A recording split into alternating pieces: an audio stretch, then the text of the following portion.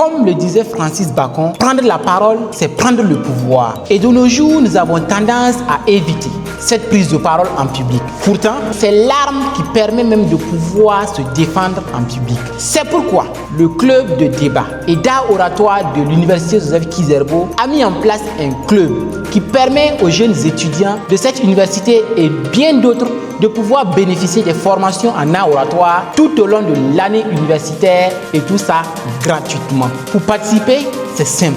Il suffit de contacter les numéros qui s'affichent. Aujourd'hui, je vous invite par la même occasion de venir participer à cet événement d'ouverture du club où vous allez voir des orateurs intelligents, éloquents et surtout passionnés qui vont prendre la parole et nous faire des partages d'expériences. Je vous prie de rester attentifs parce que dans cette vidéo, vous allez voir du jamais vu. Mais avant, abonnez-vous, likez et partagez la vidéo si elle peut aider votre voisin ou votre proche. Comme d'habitude, c'était l'architecte du succès. On se retrouve juste à la fin de la vidéo pour faire le point. Allez, c'est parti!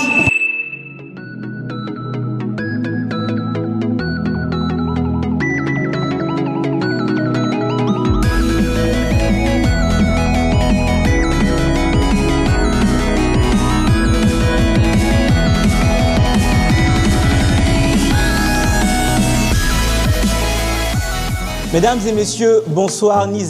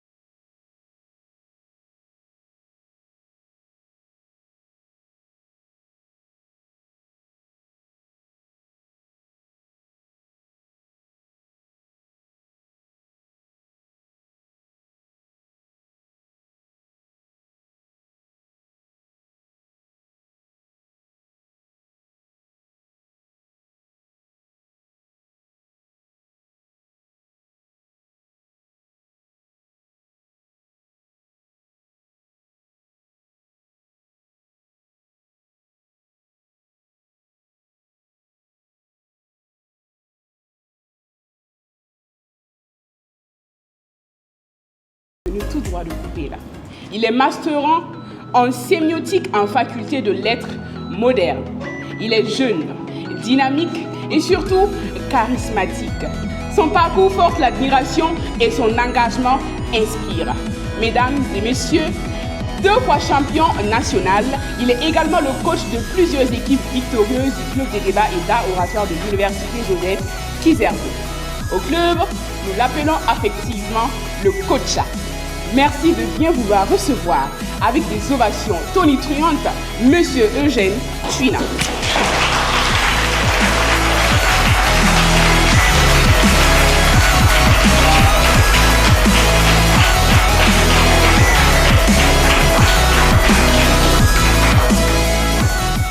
Merci bien.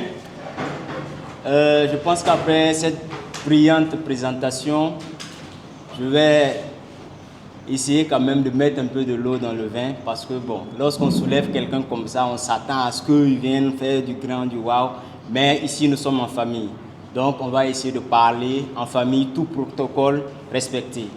Donc, mesdames et messieurs, monsieur le président du club d'art oratoire de l'ISPP, monsieur Chérif Sanogo, monsieur le président du club d'art oratoire de l'IST, monsieur Blaise Ungrana, monsieur le président du club d'art oratoire de ULB, Monsieur Adamou Kapioko, et surtout Monsieur le Président et formateur du club d'art oratoire du CED UNZ, c'est-à-dire de l'Université Norbert Zongo, Monsieur Yamiogo de Kouri. Il s'agit de Monsieur Erwan Komporé, coach formateur en art oratoire. Mesdames et messieurs, chers orateurs, bonsoir. Comme elle a si bien dit, je suis Tuina Eugène et humblement, j'essaie d'apporter ma touche à cette nouvelle génération d'orateurs pour qu'ensemble, nous puissions faire de l'art oratoire un tremplin pour les jeunes et leurs talents. Donc, cette soirée a été expressément dédiée pour rassembler les passionnés de la parole et aussi les responsables et les représentants des différents clubs. Et je m'en vais citer M. Sosten, que j'avais protocolairement un peu oublié, qui est un des représentants de l'université de Saint-Thomas d'Aquin, que je vais vous demander d'applaudir. Alors, ainsi, je veux que cette soirée soit une soirée d'échange, de partage. Il y a certainement le partage d'expérience de certains orateurs qui ont été choisis, mais chacun d'entre nous, nous sommes aussi des orateurs et nous sommes appelés à devenir un peu comme eux, voire plus. C'est le souhait. Donc je vais demander à ce que tout un chacun prête oreille attentive à ces derniers et qu'ils se donnent l'objectif de les dépasser. Donc pour ce soir, on me demande de présenter le club d'art oratoire de l'université Joseph Kizerbo. Il faut noter que ce club, je l'ai découvert en 2021 lorsque je participais à la toute première fois à la Sinacubé. Les personnes que j'ai découvertes comme orateurs étaient M. Adamaba, M. Atana Roger et Kaby, que j'ai vu pour la toute première fois prester. À l'époque, je n'avais aucune notion de ce que c'est que l'art oratoire. Moi, j'étais allé à la Sinacubé juste pour faire l'orchestre. Donc, on m'a dit, il y a quelque chose, les gens parlent, je suis allé pour regarder. Je ne vais jamais oublier la scène lorsque je suis arrivé avec cravate, chemise blanche, en train de répéter en direct. Ah, j'ai dit ça là, c'est quoi encore? C'est quel délit ça là? Bon, j'ai dit, allons suivre. En même temps, j'ai appris que c'est art oratoire. Comme moi aussi, j'aime souvent, je me débrouille pas mal. J'ai rassemblé mes éléments de la courage, j'ai dit, allons participer. Il y a assez mal connaître le milieu. On tombe sur Koudougou ce jour-là. Et on nous a lavé. Mais ce qui m'a beaucoup marqué, c'était la prestation Usta Ujukazer, parce que c'était le match d'ouverture. C'est là qu'est née ma passion de l'art oratoire et c'est là que j'ai découvert le club d'art oratoire de l'université Joseph Kizerbo. Et ayant rejoint le club l'an passé, en 2024, son histoire m'a été contée par l'ancien président, M. Adamamba. Il disait que c'est en 2018 qu'ils ont décidé de se rassembler pour créer un club. Mais à cette époque, c'était officieusement. Ce n'est qu'en 2019 que l'université a reconnu qu'il existait un club d'art oratoire au sein de l'université et les envoyait représenter l'université dans les compétitions. Et c'est en 2020 qu'ils ont pris l'initiative de faire du club une association. Initiative qui a été reconnue au plan national par la publication au journal officiel en 2022. Et actuellement, le club possède un numéro UFU et un compte bancaire. C'est pour dire qu'au plan national, nous sommes reconnus comme une association. Donc, cette association est beaucoup basée sur la vision selon laquelle nous voulons promouvoir la parole et amener les uns et les autres à pouvoir, on va dire, bien manier la langue. Et d'où le fait qu'à l'origine, le club était beaucoup plus focalisé sur les étudiants de l'université Joseph Kizerbo. Mais avec le temps, et surtout depuis l'an passé, nous avons décidé d'ouvrir les portes. D'où le fait qu'actuellement, nous avons des étudiants d'autres universités comme l'université virtuelle. Nous avons l'exemple palpable qui est notre MC, M. Hicham, que je vais vous demander d'applaudir.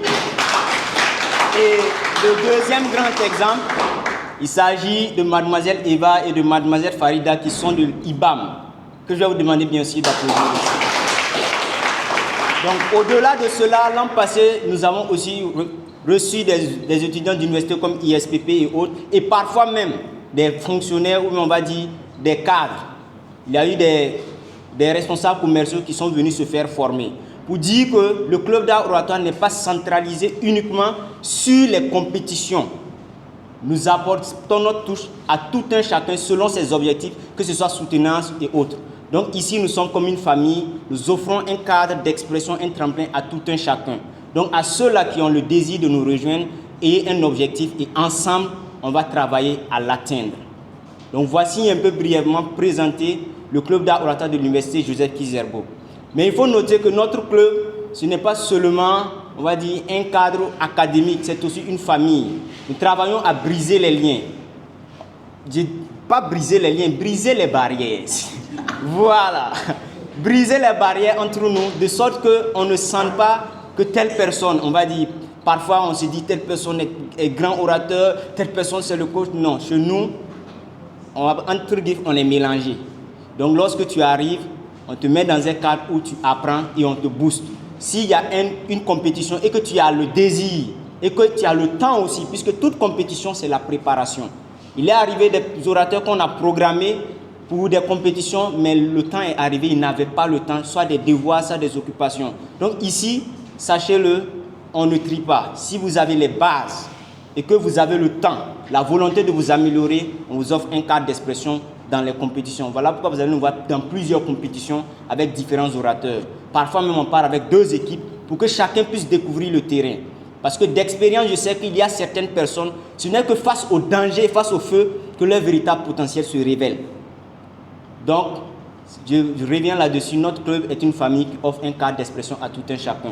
Et aux nouveaux venus, je vais souhaiter la bienvenue et excellente soirée à toutes et à tous. Alors, à présent, mesdames et messieurs, on va passer à l'étape suivante qui sera la présentation du palmarès. Et pour cette présentation, je vais inviter ma binôme Aïcha Yukbari qui va nous tenir le reste de l'activité. Je vous remercie. Avant d'ouvrir une nouvelle page de l'histoire, permettez-nous de jeter un regard sur celle que nous venions déjà d'écrire. D'octobre 2024 à septembre 2025, le club de débat et d'art oratoire de l'université Joseph Kizerbo a su s'imposer. Une année d'exploit, de persévérance et surtout de passion. Péchakusha.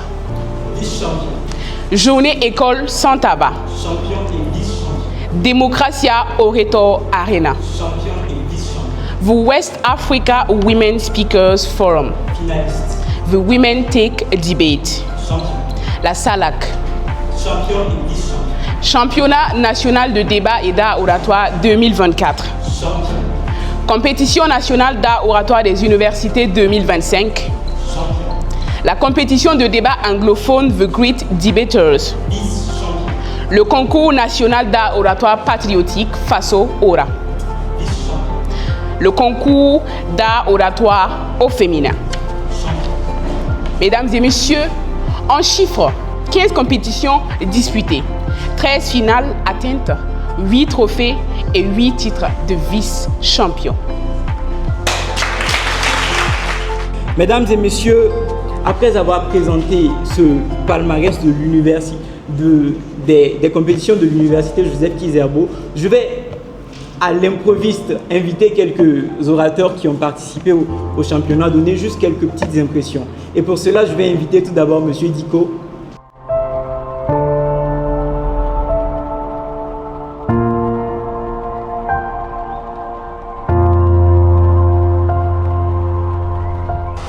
Bonsoir mesdames et messieurs, soyez les bienvenus au temple du savoir.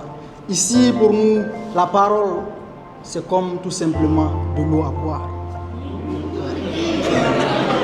Ici vous allez apprendre à parler comme des gens.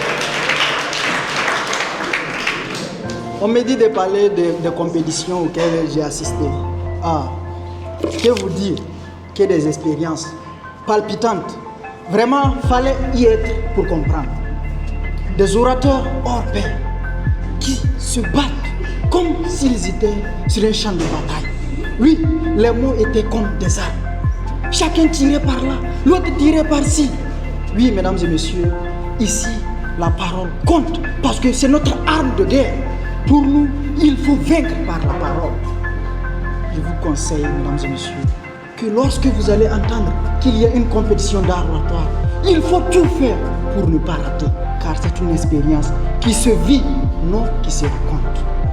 Je ne saurais vous dire quoi d'autre parce que, mesdames et messieurs, vivez pour comprendre. Je vous remercie. Alors, on va inviter très sportivement également un deuxième orateur qui va nous partager très très brièvement également son expérience. Et pour cela, je vais inviter monsieur Davy Parkouda, appelé le pasteur du club. Davy Parkouda, s'il vous plaît.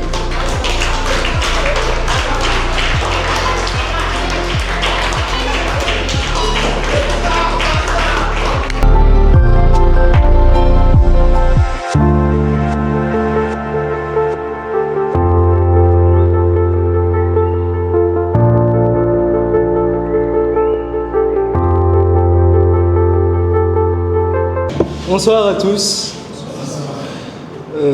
Recevez la paix. Ok. C'était chaud. Point. C'était chaud. En vrai, c'était pas facile. On a travaillé, on a veillé jusqu'à 2h du matin pour des compétitions. On a souvent sacrifié nos devoirs, nos cours. À la maison, on se demandait à quoi? C'est devenu ton travail ou bien? On te voit, tu es dehors, mais il n'y a pas salaire. Qu'est-ce qui se passe? Mais au final, vous avez entendu le palmarès. Quand même, 8 trophées, c'est déjà beaucoup. Et félicitez, je veux que vous acclamiez et que vous félicitiez tous ceux qui ont agi, qui ont contribué à tout cela.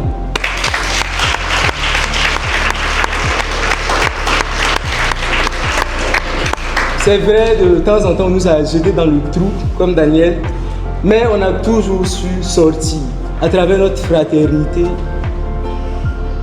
notre communication les uns envers les autres. On a su s'aimer, s'entraider, malgré les difficultés, et voilà, c'est pas grand, mais c'est quand même quelque chose. Je vous remercie. Oratoire de l'université Joseph Kizerbo. Souvent, on ne dort pratiquement pas. Donc, rejoignez la famille et vous verrez à quel point vous allez dépasser certaines épreuves de la vie et atteindre les objectifs. Comme il l'a dit, vous avez vu le palmarès. Et tout ça, c'était grâce au hard working, comme le disent les Américains. Mesdames et messieurs, à présent, nous allons souffler un peu. Si au commencement était la parole, c'est que la parole au commencement était preuve de tout sentiment. Alors, méfiez-vous des paroliers, ces bandits intellectuels qui violent les règles, abusent des mots à leur guise et suppriment tout à leur guise. Méfiez-vous des paroliers. Ils volent votre imagination et vous plongent dans un monde imaginaire. Ils transforment le réel en irréel, le faux en vrai, l'impossible en possible et de leur monde nous fait voir les choses imaginaires. Alors moi, j'écris avec passion, amour et tendresse. Mais souvent, j'écris avec colère, douleur et tristesse. Car dans chacun de mes rimes se cache le calvaire d'une âme. Et dans chaque rime, la douleur d'une femme. C'est pourquoi j'ai décidé de me tenir devant vous, messieurs, dames. De vous conter mon histoire à travers ce slam. Ce slam n'est pas une déclamation d'amour ni une déclaration de ma vulnérabilité. Mais plutôt l'histoire de toute une vie de combativité. Écoutez mon histoire, celle qui ne s'effacera jamais de ma mémoire. 2 août 2017, le verdict est tombé. Condamné à vivre avec un cancer de sein, j'ai plaidé coupable. N'ayant pas écouté mon corps me parler, j'ai négligé cette boule puis cette douleur dans mon sang. Et voici que je me précipitais tout droit vers ma fin. Le pire était de me retrouver chaque soir face à mon miroir, ne voyant que le reflet d'une femme abattue et sans espoir. Je plongeais dans un désespoir aussi sombre que noir. Cette maladie ne m'avait pas seulement abattue, elle m'avait presque combattue. Jusqu'au jour où l'on m'a parlé de la chimiothérapie, de sa sœur mammographie et de la chirurgie.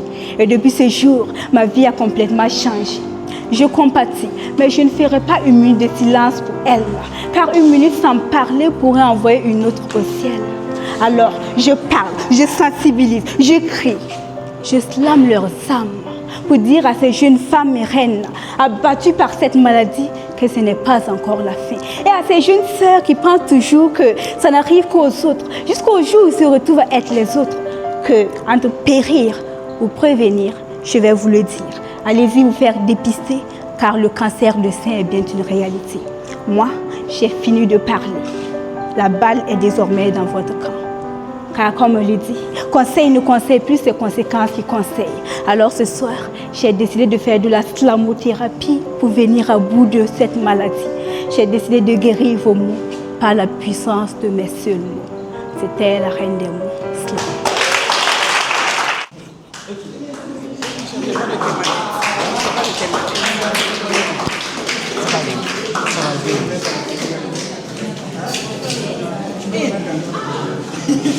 Vous allez vous mettre face à face. Le principe, il est simple. Le principe, il est simple. Je reprends le principe. Vous vous mettez face à face et tout à l'heure, on va vous donner un thème. Et vous avez 1 minute chrono. Pas plus, pas moins, pour nous convaincre.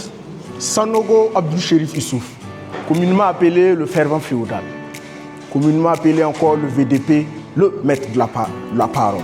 La très bonne parole, je précise. La place de la femme, c'est à la cuisine. Chères dames, ne voyez pas cela en mal. Nous sommes dans une société où très souvent, la supériorité financière de la femme brise l'autorité de l'homme dans les foyers. Vous êtes des hommes. Vous êtes des hommes, oui ou non? Votre femme va vous dominer, oui ou non? Autrement dit, sa place est où? Je vous remercie. Dire que la place de la femme est à la cuisine, ce n'est pas dénigrer la femme. Je m'envesse de cela vous le démontrer. Et étant dans la clairvoyance de mon intelligence et de ma conscience, afin d'accoucher ce qu'on va appeler la quintessence et la substance de ma réflexion, ne voyez pas ce sujet en mal. Je ne vais pas aller prendre ma femme à la maison pour qu'elle vienne me dominer dans ma maison. Et dire cela, ce n'est pas dénigrer la femme. Dire cela, c'est au contraire faire les éloges de la femme dans un monde où l'homme a besoin de la femme pour prendre soin des enfants, pour prendre soin de la famille. Hélène Johnson Sirleaf, Eva Benjamin Kazega, Davire Rose Astrid, moi-même Zubou Rose Farida. Mesdames et messieurs, ce sont elles des femmes qui ont montré que leur place ne se trouve pas simplement dans la cuisine. Notamment par quoi? Par le leadership. Notamment par quoi? Par l'art oratoire. Elles ont utilisé le verbe. Elles ont su se défendre. Et elles sont allées au-delà des 4 murs de la cuisine. Est-ce pour autant pour dire que la place de la femme, c'est seulement dans la cuisine? Il a tantôt parlé de la domination et j'en passe. Chers collègues, être leader, être au-delà de la cuisine ne montre pas que tu vas manquer du respect à ton homme ou à ton mari. Non, on peut être une femme soumise et être à la fois une femme leader. On peut être une femme soumise. Elle a parlé, il a parlé. Qui a raison?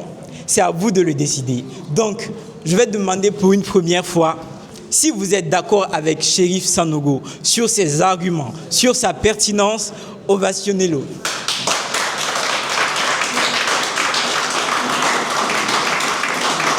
Si vous êtes d'accord avec la pertinence, l'éloquence et la conviction de Farida,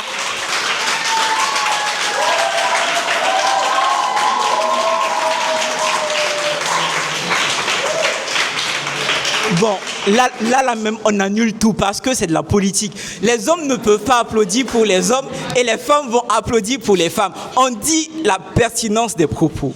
Donc, ils ont tous gagné. Merci bien de vous être prêtés au jeu et à tout à l'heure.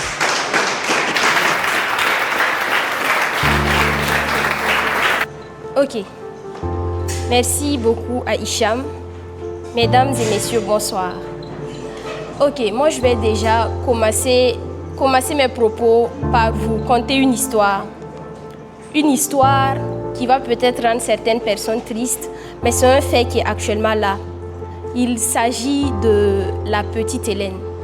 La petite Hélène, c'est cette petite-là qui malheureusement s'est en allée plutôt à la fleur de l'âge. Elle a vu sa jeunesse fauchée à cause de ce mal. À cause de ce mal qui ronge, qui ne cesse de ronger, qui détruit des vies, qui fauche des vies, qui endeuille des familles. Et ce mal-là, je pense qu'on le connaît tous, c'est le cancer. Elle souffrait d'un cancer de sein. Mesdames et messieurs, en ce mois d'octobre rose, c'est juste une incitation au dépistage. Il faudrait qu'on aille pour le dépistage. Et je pense que la meilleure manière de se choisir, de lutter contre ce cancer-là, c'est de faire un dépistage. Vivement le dépistage précoce. Et à toutes ces femmes qui luttent contre ce cancer, vous êtes fortes, soyez fortes. Vous avez tout notre soutien. Merci.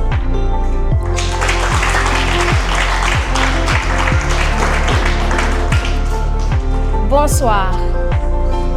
Ah, répondez au moins. Bonsoir.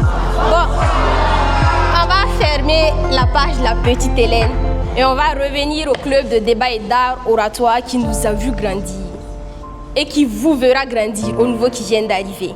Bonsoir aux nouveaux, bonsoir aux anciens, bonsoir aux invités.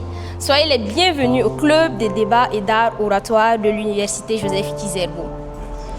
Soyez... C'est quel bonsoir là-bas encore.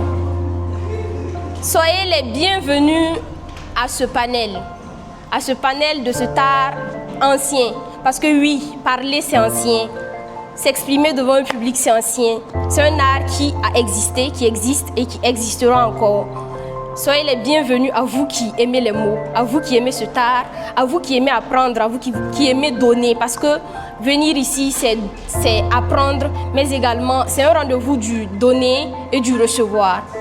Donc, sans plus tarder, je pense que je vais m'en aller me diriger vers les panélistes de ce soir, parce que ce soir, on a de grands hommes.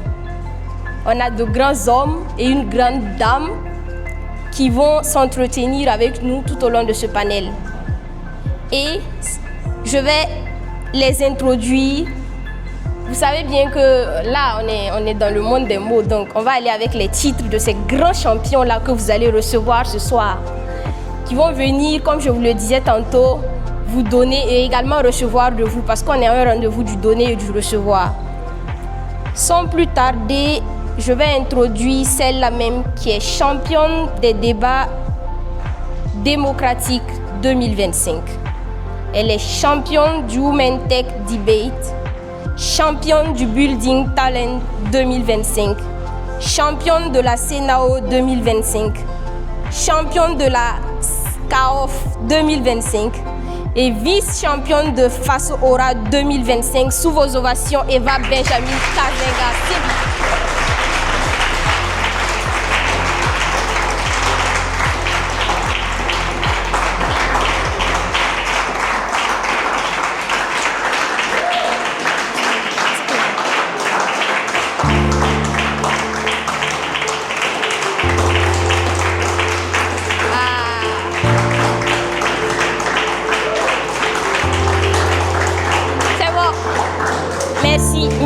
Merci énormément.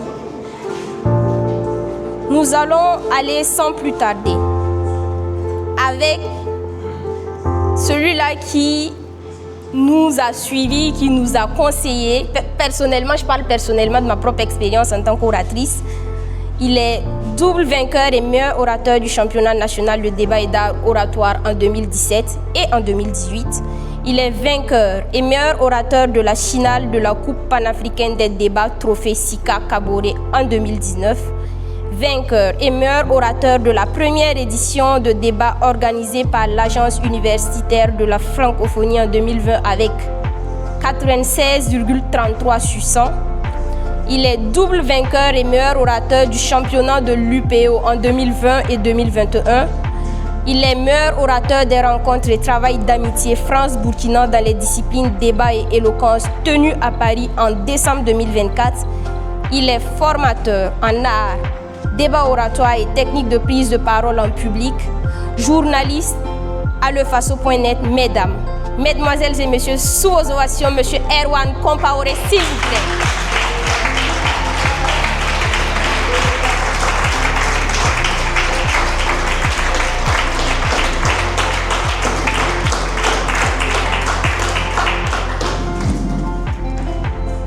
Merci.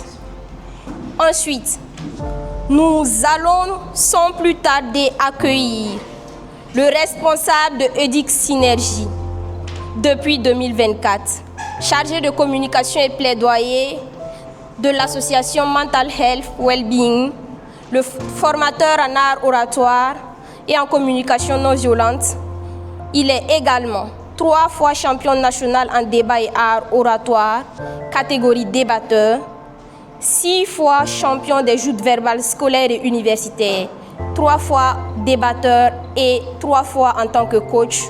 Il est ambassadeur pour l'égalité genre et la lutte contre les VBG, primé 4 fois par la présidence de l'Université Norbert Zongo pour la promotion des arts et de la culture dans toute sa splendeur. Veuillez accueillir, mesdames et messieurs, Monsieur Yameogo Moussa, s'il vous plaît, sous vos ovations.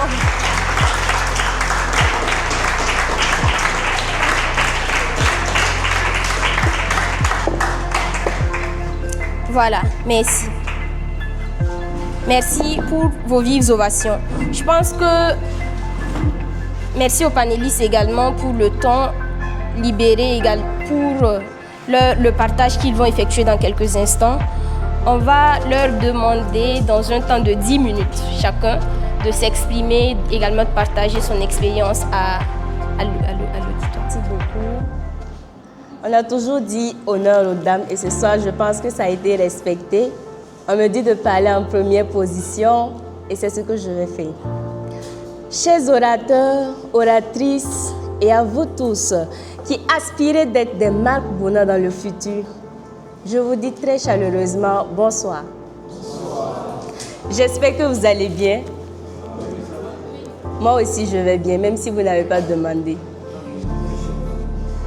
Alors, aujourd'hui j'ai eu l'honneur et le très grand plaisir d'être choisi par le club d'art oratoire de l'Université Joseph Kizerbo pour partager mes expériences, ce que j'ai vécu, mes chutes et mes victoires en tant qu'oratrice au sein du club.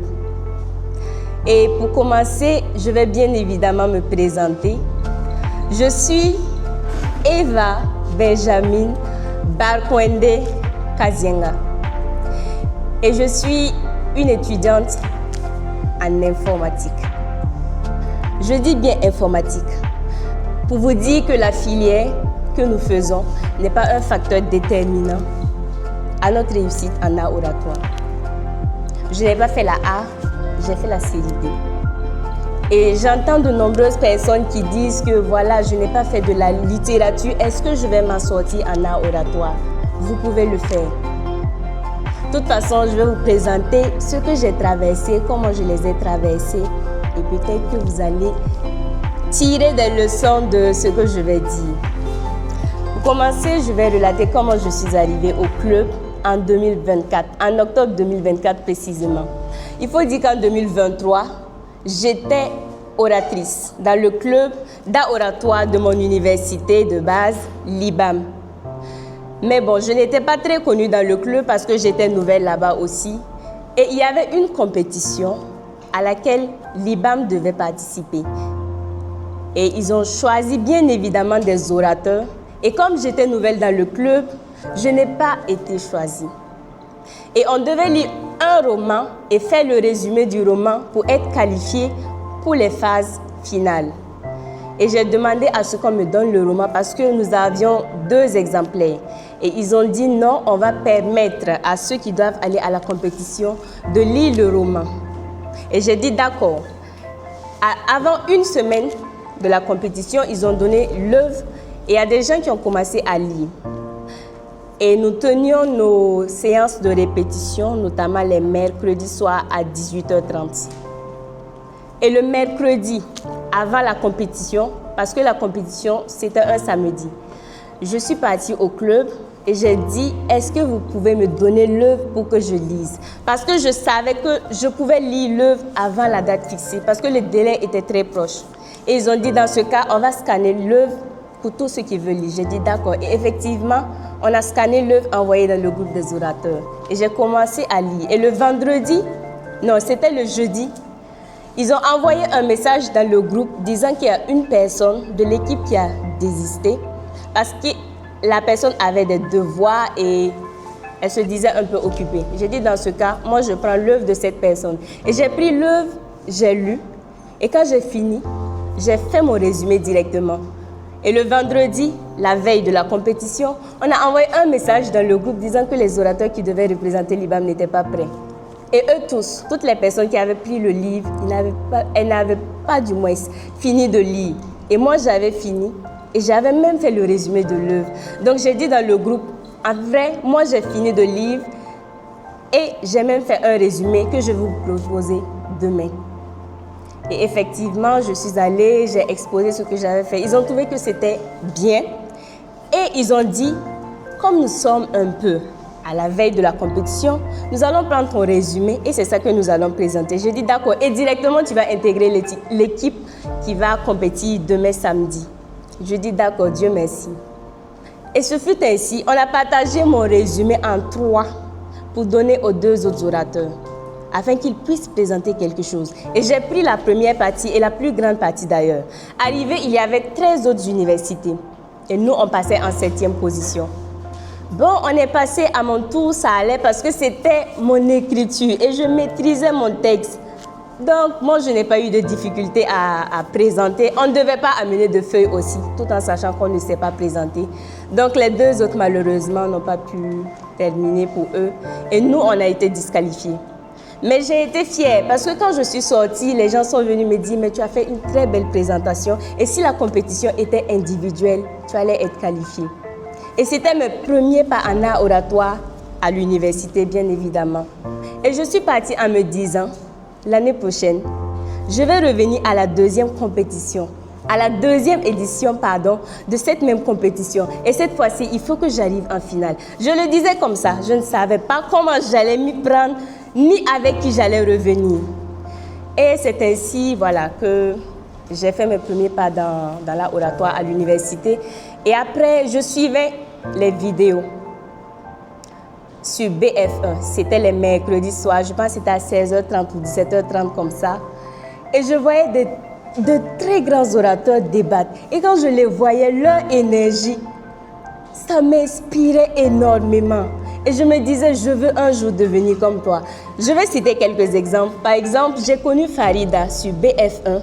Il y a Astrid également. Je peux citer Sabira également sur BF1 avant de les connaître physiquement. Et un jour, j'ai vu une affiche sur le statut WhatsApp de Mademoiselle Astrid où j'ai vu les mêmes têtes que je voyais sur BF1. L'émission que je ne ratais pas même si j'étais à l'université. Je vais prendre ma moto, la rouler vite pour pouvoir suivre l'émission. J'ai vu les mêmes têtes sur l'affiche. Que ces personnes devraient faire des partages d'expériences à l'université Joseph Kizerbo. J'ignorais carrément l'existence d'un club à l'université, mais je les voyais débattre. Donc j'ai enregistré le statut et tous les jours je regardais la date pour ne pas manquer au rendez-vous. Tous les jours. Et c'était, bon, j'ai oublié la date. Et le jour à 16h, je contacte le numéro sur l'affiche. J'appelle plus de 3 fois, la personne ne répond pas. J'étais découragée parce que je ne connaissais pas la salle, mais qui je vais contacter pour demander. Pourtant, je tenais vraiment à la compétition et à la séance. J'ai contacté le numéro après, la personne m'a répondu. J'ai demandé où se trouve la salle S3. La personne n'a pas bien répondu. Je vois que toi, tu ne peux pas faire mon affaire. J'ai contacté le 2e numéro. Le premier numéro, après, j'ai su que c'était celui de M. Gouem. Et le 2e, je l'ai contacté. Je l'ai appelé plus de 5 fois aussi pour demander où se trouvait la salle. Et après aussi, j'ai su que c'était en fait le numéro de Tuina, l'actuel président du club. Et je suis venue, je voulais venir les voir en face. Comment ils sont, ces personnes-là, comment elles sont pour déployer autant d'énergie. Cette énergie-là que moi-même je rêve d'avoir. Et je suis venue, je les ai vus, je les ai autant admirés le premier jour quand ils ont fait leur partage d'expérience. Et c'est ainsi que je suis restée au club avec eux. Je n'avais pas prévu de rester, j'étais venue juste pour suivre et les voir même en face comment ils sont. Et je suis restée. Et après, au fur et à mesure, on a dit qu'il y avait une compétition et qu'on allait faire un casting dans le club et choisir une personne parmi les nouvelles personnes arrivées au club pour intégrer une équipe parce qu'ils devaient présenter 2 équipes à la compétition. Quand j'ai entendu ça, elle dit que ça là, il faut que je fasse partie de cette équipe-là, que j'allais me donner tous les moyens pour être sélectionnée. Et effectivement, c'est ce que j'ai fait. Je pense que le casting s'est déroulé en 2-3 séances. Et après, j'ai été retenue. Et c'était pour les débats démocratiques. On a été champion au débat démocratique. Et ça a encore donné l'envie et le courage de continuer en art oratoire. Et après, on a eu plein de compétitions, notamment la CENAO. Et c'était la deuxième compétition. Et la CENAO, c'était la compétition à laquelle j'ai participé pour la première édition et être éliminée en phase finale. Et l'IBAM m'a contacté, bon, le club bien évidemment, de venir intégrer le club pour la deuxième édition. Et de l'autre côté, il y a Twina de ce club qui me dit « Est-ce que tu veux faire partie de l'équipe ?» Donc j'étais dans un dilemme. Je ne veux pas aller à l'IBAM et perdre une seconde fois. Et j'avais aussi confiance au club de UJKZ parce que je savais qu'ils accordaient beaucoup de passion et de détermination dans leurs séances de répétition. Et peu importe ce qui va arriver, la finale, on va la faire. Donc j'ai dit à l'IBAM que j'ai déjà été intégrée dans une équipe. Mais je ne veux pas les trahir, ce n'était pas une trahison. Et le jour de la compétition, je suis arrivée, je vois mon équipe de IBAM qui est là en tenue de IBAM et moi je suis en noir blanc avec une autre équipe. Je me sentais un peu être une traîtresse, si je vais le dire, de mon université. Bon, on s'est salué et je me disais, et si l'IBAM passe et que UJKZ reste? Moi, mon rêve de l'année passée s'estompe. Et si l'IBAM passe et que UJKZ passe, on va s'affronter. Et là encore, on va me voir en tant que hypocrite. Heureusement ou malheureusement, il y a une équipe qui est passée et il y a l'autre qui est restée. Bien évidemment, UJKZ est passé et j'étais très contente. Mais je n'étais pas contente parce que IBAM a été recalé, mais j'étais très contente parce que je voyais mon rêve se réaliser, même si on n'avait pas déjà gagné la compétition. Et à notre grande surprise, IBAM est venu nous soutenir à la finale et on a été champion à la finale. Et je marque une pause.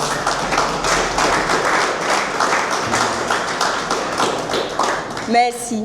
Je marque une pause pour dire, si vous avez des rêves, n'abandonnez pas ces rêves-là. Ayez de la détermination, du courage. Pensez que vous pouvez y arriver et vous allez le faire. Je ne savais pas que j'allais être championne un jour de cette compétition, mais c'est arrivé. C'est arrivé parce que j'ai rêvé et parce que j'ai voulu. Et ça a continué juste après la CENAO. Il y avait une autre compétition et Twina m'a envoyé la fiche. Il me demande un soir après les répétitions, est-ce que tu t'es inscrite? Je dis non, je n'ai pas vu la fiche, tu n'as pas envoyé. Parce que j'étais un peu fatiguée de notre compétition déjà et il me dit de m'inscrire. Il m'a dit, il faut t'inscrire si tu veux. Et je me suis inscrite, c'était la compétition Building Talents 2025. Je me suis inscrite, c'était en 3 phases. Et durant cette compétition, il y a eu trop de coïncidences. Les phases de quart de finale, j'étais en hackathon de 6 mois. Ça, c'est une compétition informatique. Et je devais présenter mon application le même jour, à la même heure de la compétition. Et j'arrive, les Hicham peuvent témoigner. J'étais en train de coder mon application. Heureusement qu'il y avait la connexion. Je n'ai même pas suivi les prestations des autres. Après, j'ai entendu ordre de passage numéro 10, c'était moi. Je suis allée présenter, prester. Et j'ai été 4e. J'ai été retenue pour les demi-finales. Et la deuxième encore, demi-finale, j'avais un devoir. Je finissais à 11h30 et la compétition commençait à 9h. Je finis mon devoir, je sors, je vois qu'on m'a appelé plusieurs fois. Il y a Hicham, les Fentiri qui m'ont appelé. Est-ce que tu vas encore venir? Parce que nous, on a commencé. Je me demande, mais est-ce que je vais partir? Parce qu'il est déjà 11h30 et je suis à Somgandé pour aller jusqu'à Ouaga 2000. Si je prends 30 minutes, j'arrive à 12h30. Mais je vais y aller quand même. Parce que même si je pars à la maison, je vais dormir. Et donc, j'ai démarré ma moto, je suis allée. Tu veux que je passe en dernière position. Et je suis passée, j'ai été 2e. Et j'étais qualifiée pour les phases finales, heureusement. Et pour les phases finales également, une grande coïncidence. J'étais sélectionnée aussi pour rejoindre l'équipe de la Sénacubé, pour aller à Fada Ngourma, j'allais dire Tinkodogo. C'était Fada. Et le jour du départ pour Fada, c'était la finale de Building Talents. Et on m'a dit, si on était à ta place, on va abandonner la finale là et puis aller à Fada. Bon, moi, je leur ai dit, je suis novice en art oratoire et cette finale, je vais la faire parce que je suis arrivée en finale. Et tout ce que j'ai traversé, je ne vais pas laisser tomber. Et s'il y avait possibilité pour moi, je vais faire la finale et venir le dimanche. Ils ont dit d'accord. Donc, je suis allée en finale et j'ai été championne de cette compétition, heureusement. Et j'ai pu encore rejoindre l'équipe de la Sénacubé. Où malheureusement là-bas on a été disqualifiés en phase éliminatoire. Mais imaginez un tout petit peu que j'avais laissé ma finale pour aller à la Sénacubé, double Goumet. Ce n'est pas fini, mais je vois qu'il est noté qu'il est l'heure. Je ne sais pas si on va m'accorder 3 minutes pour que je termine. En toute indulgence, merci beaucoup. C'est vraiment gentil. Donc, nous sommes allés à la Sénacubé. On a été éliminés en phase éliminatoire. On n'a rien compris, mais bon, on a encaissé. On a appris beaucoup de cette défaite aussi. Ça nous a forgé encore plus.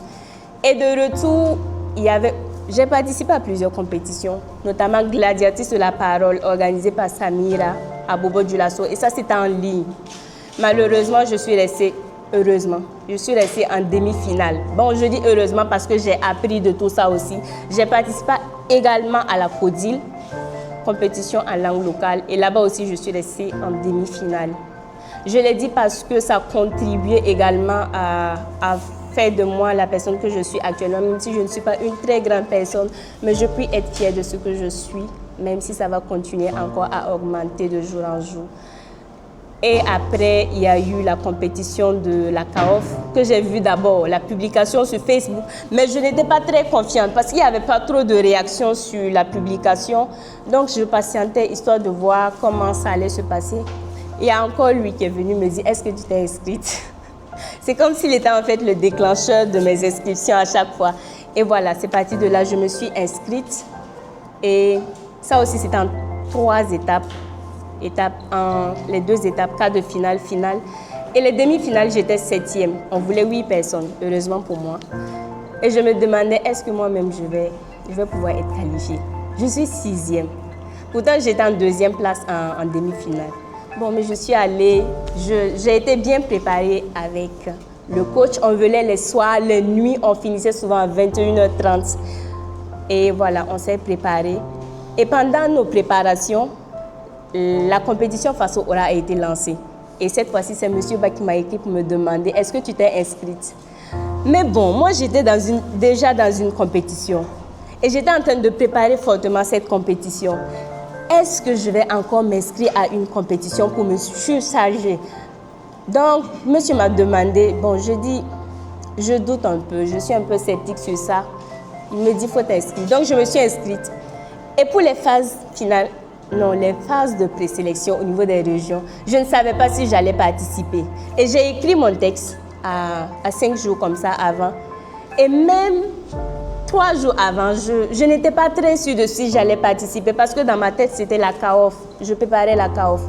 Bon, je suis allée finalement et j'ai été retenue pour représenter le Kadiogo, ambassadrice patriotique du Kadiogo. Et c'est comme ça que je suis allée à Faso Ora pour représenter le Kadiogo. Et là-bas, je peux dire que c'est la compétition qui m'a le plus marquée. Je suis tombée malade les premiers jours. Bon, on peut dire que c'est un peu le trac, le stress, parce que j'étais dans 2 compétitions et l'une dans l'autre. Parce que la CAOF, la finale de la CAOF, c'était le samedi et la finale de Faso Ora, c'était le dimanche. Et pour Faso Ora, les thèmes étaient donnés un jour avant les jours de compétition.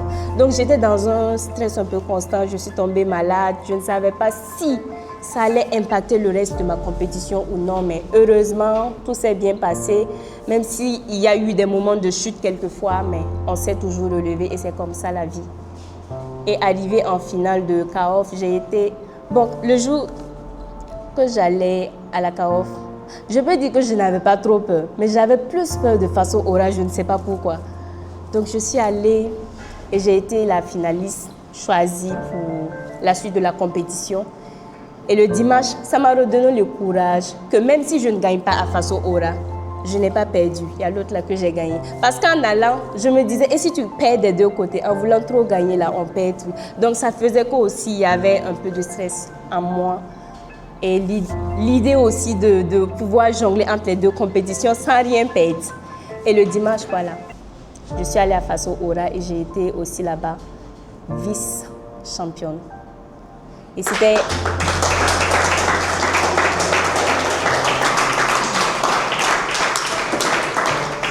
Et ça a été pour moi une expérience de plus acquise. J'ai énormément appris. Et je vous encourage aussi l'année prochaine, bon, pour la 2e édition, à participer. Je n'ai pas dit de ne pas participer aux autres compétitions, mais Faso Ora, c'est vraiment forgeant. Quand vous y allez, vous apprenez énormément de choses. Et puis, vous vivez aussi des expériences uniques et inoubliables. Donc, si vous avez la possibilité, l'envie, la volonté, allez-y. Et aussi, ça n'a pas été simple souvent parce que les répétitions, les mardis, les jeudis, je devais quitter IBAM pour venir ici à l'université. Après l'université, je dois rentrer à la maison, préparer mes cours, mes applications et tout. C'est pas simple, mais quand on a la volonté de faire quelque chose, rien ne nous empêche de le faire. Il suffit d'une petite organisation et ça va. Et je vous dis même que ce soir, je suis en 3 jours de formation pour développer une application qui va lutter contre le cancer de sein que je vais présenter demain. Mais ça ne m'a pas empêché d'être là ce soir pour... Voilà, même si les autres sont toujours là-bas en train de coder, en train d'améliorer leurs solutions. Si vous avez la passion, la détermination, faites ce que vous voulez et faites ce que vous aimez. Je vous remercie.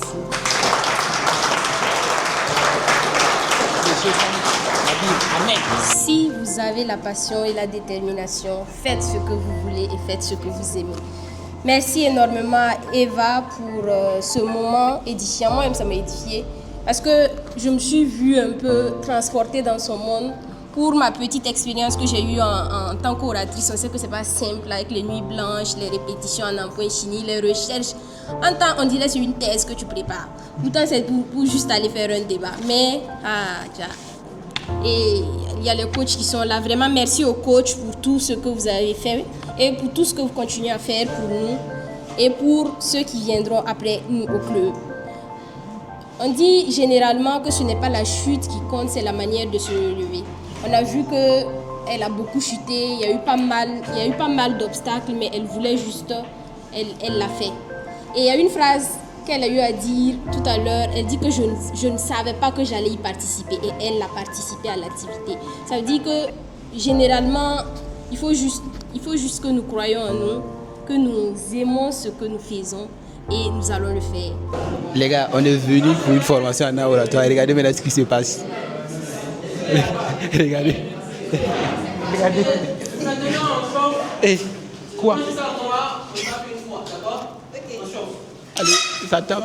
Ça tape. Si j'ai dit 3, on tape une fois. Ouais, c'est moi. Plus vite, on chauffe.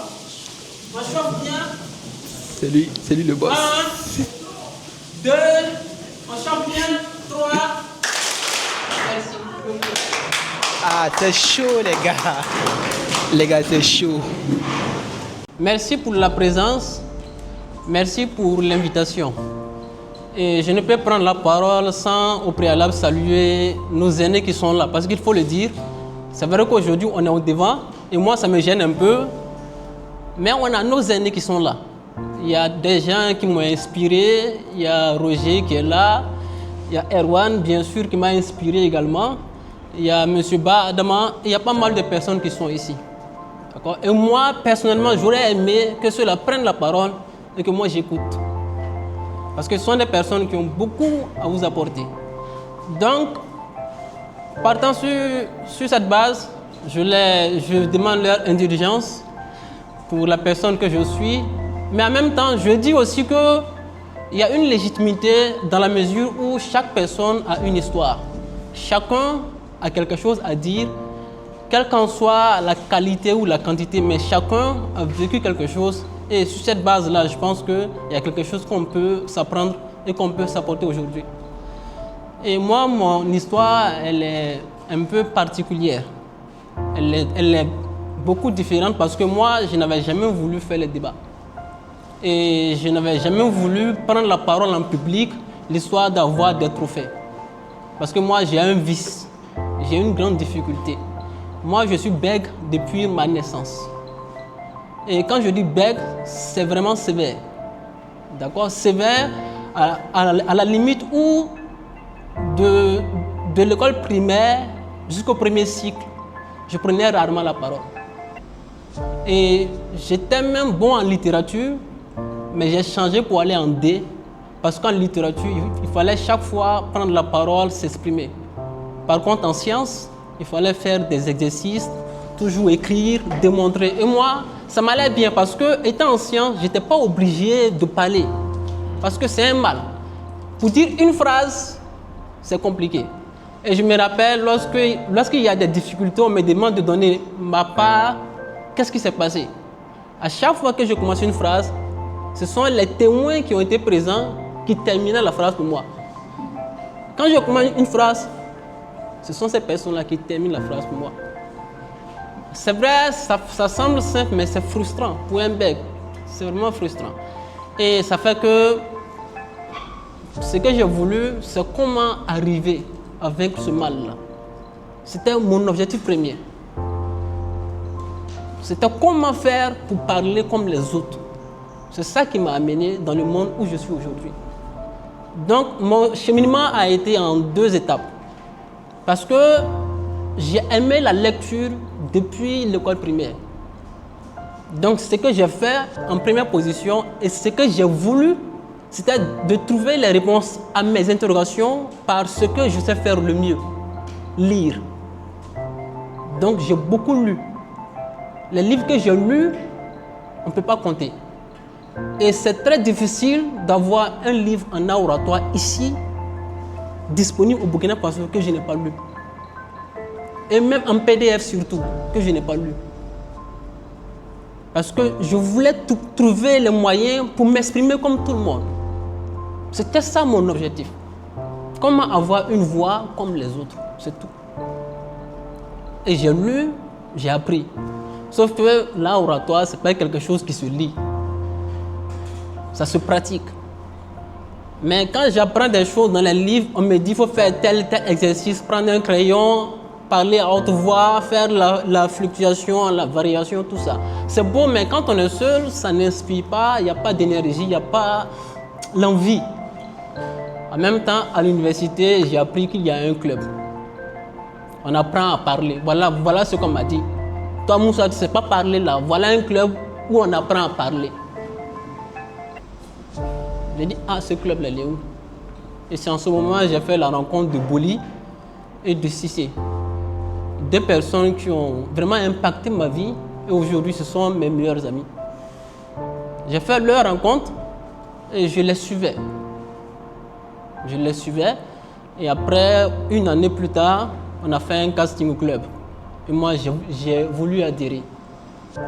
J'ai fait le casting, on m'a retenu. Et j'ai été membre du club. Donc, ce qui a fait que lors des compétitions, j'ai voulu intégrer des équipes. Donc, il n'y avait pas tellement de personnes, donc ils m'ont dit que déjà, il faut aller. Il faut compléter l'équipe. Donc, j'ai intégré l'équipe.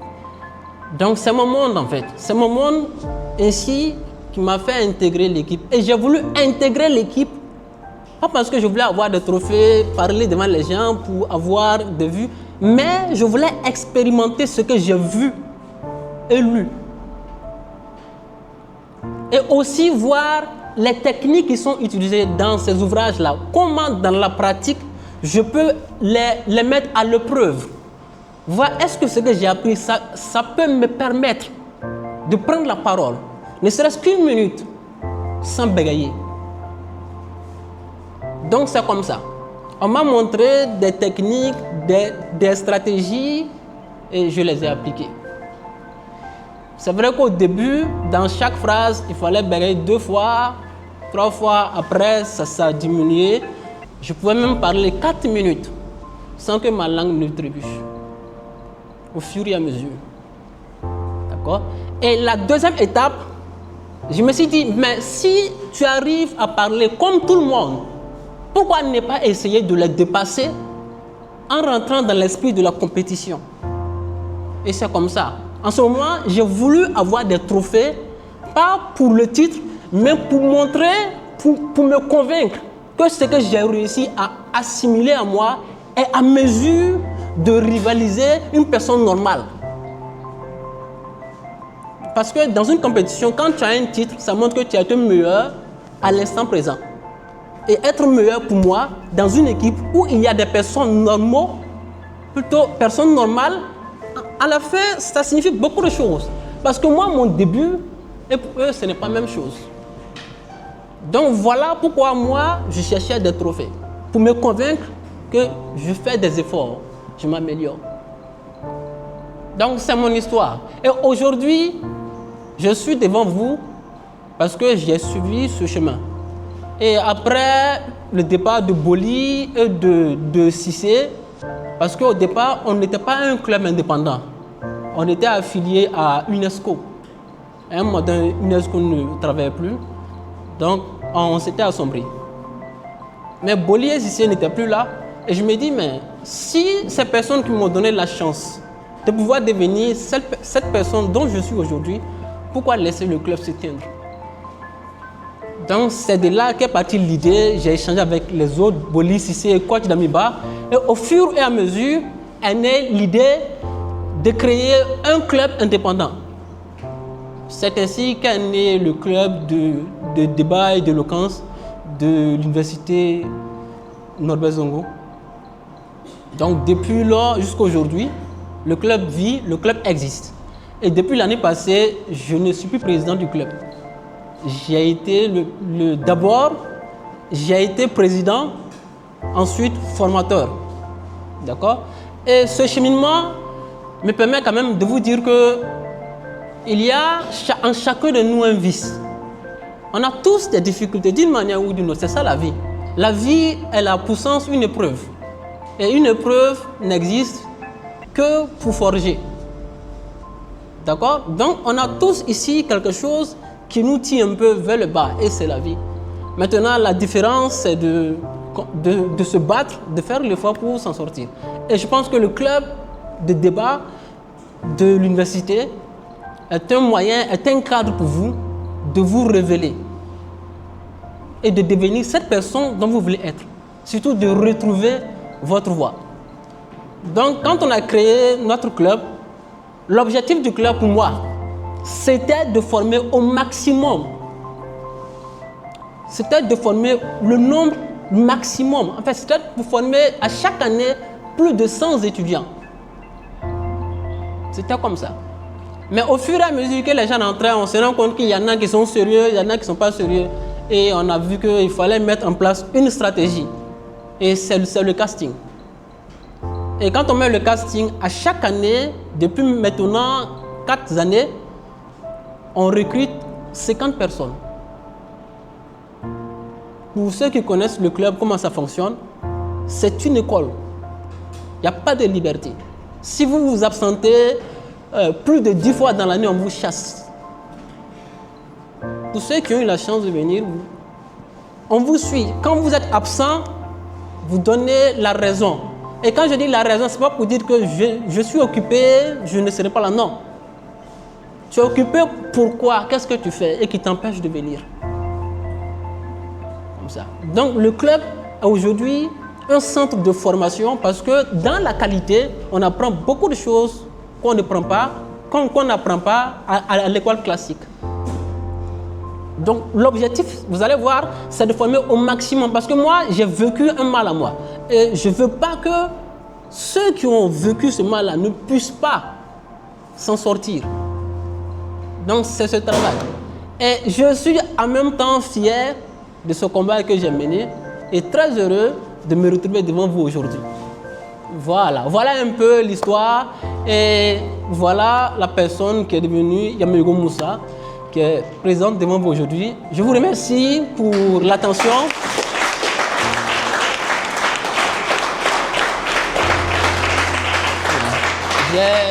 J'ai une phrase à ajouter. Il m'a interrompu. Je vous remercie pour l'attention. Aujourd'hui, je mets ma voix au service de la bonne communication, c'est-à-dire la bienséance. Donc, la gestion de conflits, la bienséance, comment entretenir nos relations et mettre la bienséance au cœur de nos échanges. Donc, surtout, n'oubliez pas de dire à ceux que vous aimez que vous les aimez, car la vie, elle est très fragile. Je vous remercie. Il a été dans le temps. Je me suis laissée emporter vraiment par l'histoire qu'il nous racontait. On a vu que c'est pas simple. On a au moins tous connu des becs quelque part dans le lycée. Vous voyez que c'est vraiment pas simple de débuter une phrase et de la terminer. Puis de voir où il est arrivé aujourd'hui. Vraiment, il y a eu un boulot qui a été fait. On sent qu'il a travaillé avec rage. Il dit qu'il a lu tous les documents existant au Burkina Faso parlant d'art oratoire, si j'ai bien compris. Ah, ça, on sent qu'il y a eu un vrai boulot qui a été fait. Ça,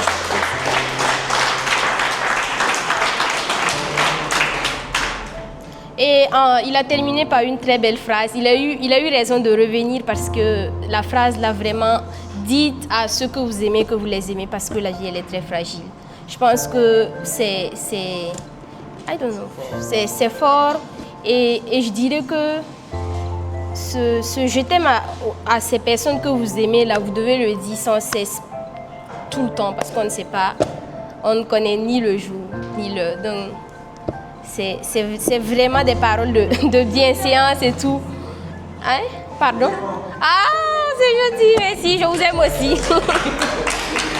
Ok, merci beaucoup à Moussa Yameogo pour son parcours très inspirant. Très inspirant, je dirais.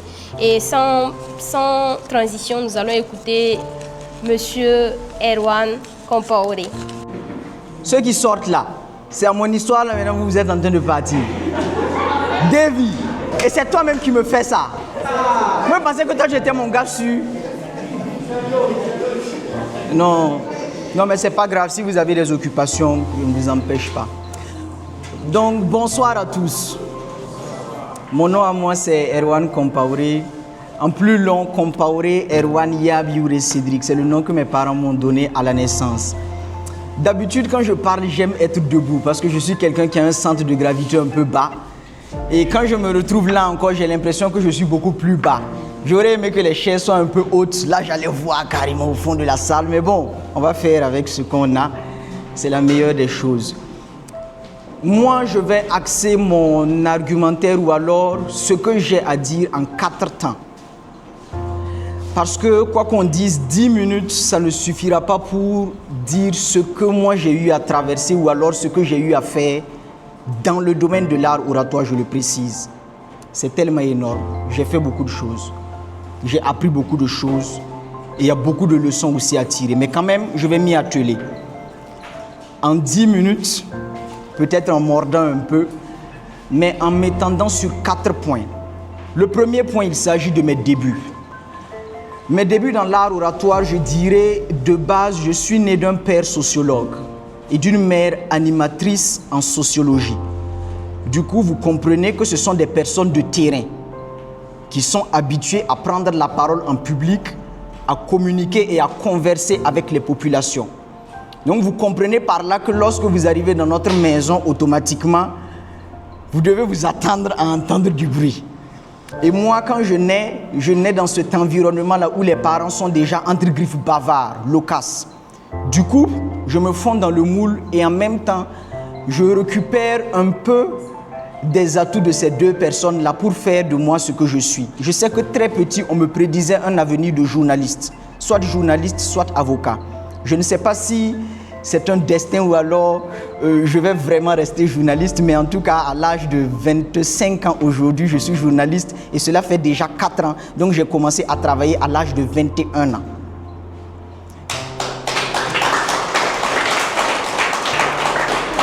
Je nais dans cet environnement-là où prendre la parole, c'est quelque chose de beaucoup plus facile parce que les parents savent s'exprimer. Quand je rentre à l'école aussi, je me distingue déjà par mes facultés à pouvoir prendre la parole en public de manière aisée. Du coup, j'arrive au groupe scolaire Saint-Viateur, je fais tout le premier cycle, second cycle, seconde, déjà dès la classe de seconde A, j'avais tout de suite, tout le monde avait déjà capté que j'étais le plus grand bavard de l'école. Et au niveau de la première, je me rappelle que vient cet homme-là, pas très grand, un peu clair, assez beau, qu'on appelle Aoufoulé Hakim. Je crois qu'il a travaillé avec Adama Ba, qui dit qu'il est le coordonnateur du championnat national de débat et d'art oratoire et voudrait par la même occasion monter un club d'art oratoire au sein de l'école et permettre à ce club-là de pouvoir participer à la compétition. De là, on nous fait sortir des classes parce qu'on nous reconnaissait tout de suite, parce qu'à midi, c'était nous qui animions les cantines, etc. C'est nous qui étions les bavards là-bas. Donc, on savait automatiquement que si c'est pour parler là, il faut appeler les Erwan, là, ils vont faire l'affaire. Donc c'est comme ça que moi je descends à la surveillance. C'est vrai que je n'y vais pas parce que je ne suis pas quelqu'un de turbulent de nature. Mais en même temps j'étais étonné et arrivé, je vois Hakim qui dit qu'il veut lancer le championnat national et il a besoin de jeunes orateurs. C'est à partir de ce moment que nous nous montons un club et en même temps nous décidons de nous entraîner au sein de notre école, tout en sachant que avant même que Hakim n'arrive, nous avions décidé de monter ce club-là, histoire de pouvoir faire les conversations de manière beaucoup plus ordonnée. Parce qu'on a l'impression que rester à midi et juste papoter comme ça, c'est comme si vous le faisiez de manière désordonnée. Donc, l'annonce de Hakim vient en même temps comme pour accompagner cette dynamique-là qui avait déjà débuté avant et qui nous permettait en même temps de beaucoup plus nous professionnaliser dans le domaine. Je participe à la formation en art oratoire qui était d'ailleurs exigée par M. Wenyam Tomadakin. Tout ce que j'ai appris dans la formation en art oratoire, c'est que pour prendre la parole en public, il fallait se tenir droit devant les gens, les pieds droits dans les bottes. Si vous identifiez la salle dans 2 carreaux, le torse légèrement bombé, la tête levée et vous regardez droit devant vous. C'est ce que moi j'ai appris. Pas que la formation n'était pas bonne. La formation était bonne. Mais pour moi, c'était des choses déjà acquises. Ce qu'il me montrait, je les connaissais déjà parce que dans la pratique, c'est ce que je faisais. Donc c'est là que je me familiarise en même temps avec le milieu et je commence à débattre encore beaucoup plus professionnellement. Je me rappelle que lorsqu'on nous demande de passer au drapeau, parce que le Viateur, ça fait 2000 élèves, et chaque matin, là-bas, on fait la montée des couleurs. On nous dit qu'il faut passer et annoncer par la même occasion que vous lancez un club d'art oratoire, et vous devez inviter vos camarades à venir intégrer le club. Du coup, nous, on passe. J'étais avec un de mes camarades, Tassambedo Steve Régis. Non, je vous assure qu'il y en a à l'université qui ne sont pas plus forts que lui. Pendant que nous, on était au secondaire, il était incroyablement fort, incroyablement éloquent. Quand nous on partait pour débattre comme ça, les notes au secondaire c'était 40 sur 40. Quand nous on partait pour débattre, on disait ok, on veut 2 personnes qui vont avoir 40 sur 40. Les 2 autres là, débrouillez-vous avoir 35, on a 37 de moyenne, on sait qu'aucune équipe ne va faire ça. Et quand on essaie de répartir comme ça, on dit déjà à Steve, pour toi c'est déjà garanti. Donc Erwan et Zaba, débrouillez-vous, vous allez avoir 40. Roxane et Larry, débrouillez-vous avoir 35, 37. Là au moins on sait qu'on a 37 de moyenne et puis on passe beaucoup haut les mains. Quand on arrive au drapeau, Steve prend la parole, il prend le micro, il casse tout. Les gens commencent à applaudir. 2000 élèves. Hein. Quand ça finit, il me tend le micro et il dit que, vous voyez, avec toutes ces envolées qui vont avec quoi, il dit que je vais donner la parole maintenant à ce monsieur. Moi j'étais bien connu, en série A. En première, dans les rangs déjà ça bavardait. Les gens disaient attendez, il va donner au gars là. Donc les gens savaient que si je prenais le micro c'était pour tout gâter. Steve me tend le micro, je récupère le micro, je commence comme ça, mesdames et messieurs, bonjour, en même temps. Non mais c'était incroyable. Et je me rappelle que longtemps après, il y a un qui était dans l'assemblée et qui a dit que dans les rangs, là, il y a une qui a dit que tellement on sentait que je tremblais sur moi. Et pourtant, j'étais quelqu'un qui réussissait l'exercice oral. Quand vous arriviez en classe, nous on avait 7 heures de cours de français. Non, 6 heures. La 6e heure, le professeur avait dédié ça au débat. Quand il arrivait, j'étais souvent seul contre toute la classe. Je me rappelle qu'une fois, j'ai défendu le fait que l'ordinateur est plus intelligent que l'homme dans la classe et j'ai gagné le débat. Donc imaginez que les gens me voient comme ça en classe et je me retrouve devant les 2000 personnes là et je commence à trembler. C'est là que j'ai compris que l'art oratoire, ce n'est pas seulement entre 4 murs. Et il ne suffit pas de démolir quelques personnes pour se dire en même temps grand. Il faut prouver maintenant au grand monde que vous êtes le meilleur. Et c'est là que je commence à comprendre vraiment que l'art oratoire, ce n'est pas du jeu. La deuxième vague, ou du moins le deuxième volet, ce sont mes défis. Les défis ici, c'est tout ce que j'ai eu à affronter dans ma vie. Ce que j'ai eu à affronter, les compétitions auxquelles j'ai eu à participer. Je sais que je remporte le championnat national de débat et d'art oratoire 2 fois. La première année, je sors meilleur orateur de la compétition. Pour la deuxième année, lorsqu'on devait participer, je sais qu'il y a eu un moment de flotte. Et il y a certains qui ont quitté l'équipe. Et en quittant l'équipe, nous, on devait rajeunir l'équipe. Et en même temps, il y avait une qui était en train de monter là. Vous voyez, les enfants, par exemple, de 5e, de 4e, qui ont la tchatch facile là. Très souvent, nous, on les récupérait parce que c'était beaucoup plus facile d'avoir des points avec des enfants qui sont de 5e et de 4e que d'avoir des points avec des grands barbus comme nous. Pour nous, là, il fallait vraiment batailler. Donc, du coup, on récupère une fille qui arrive dans notre équipe parce qu'il y a 2 cadres qui étaient partis. Et on devait faire un match d'ouverture. Le match d'ouverture devait se faire contre les jeunes filles de Lumbila qui n'ont jamais participé à une compétition de débat.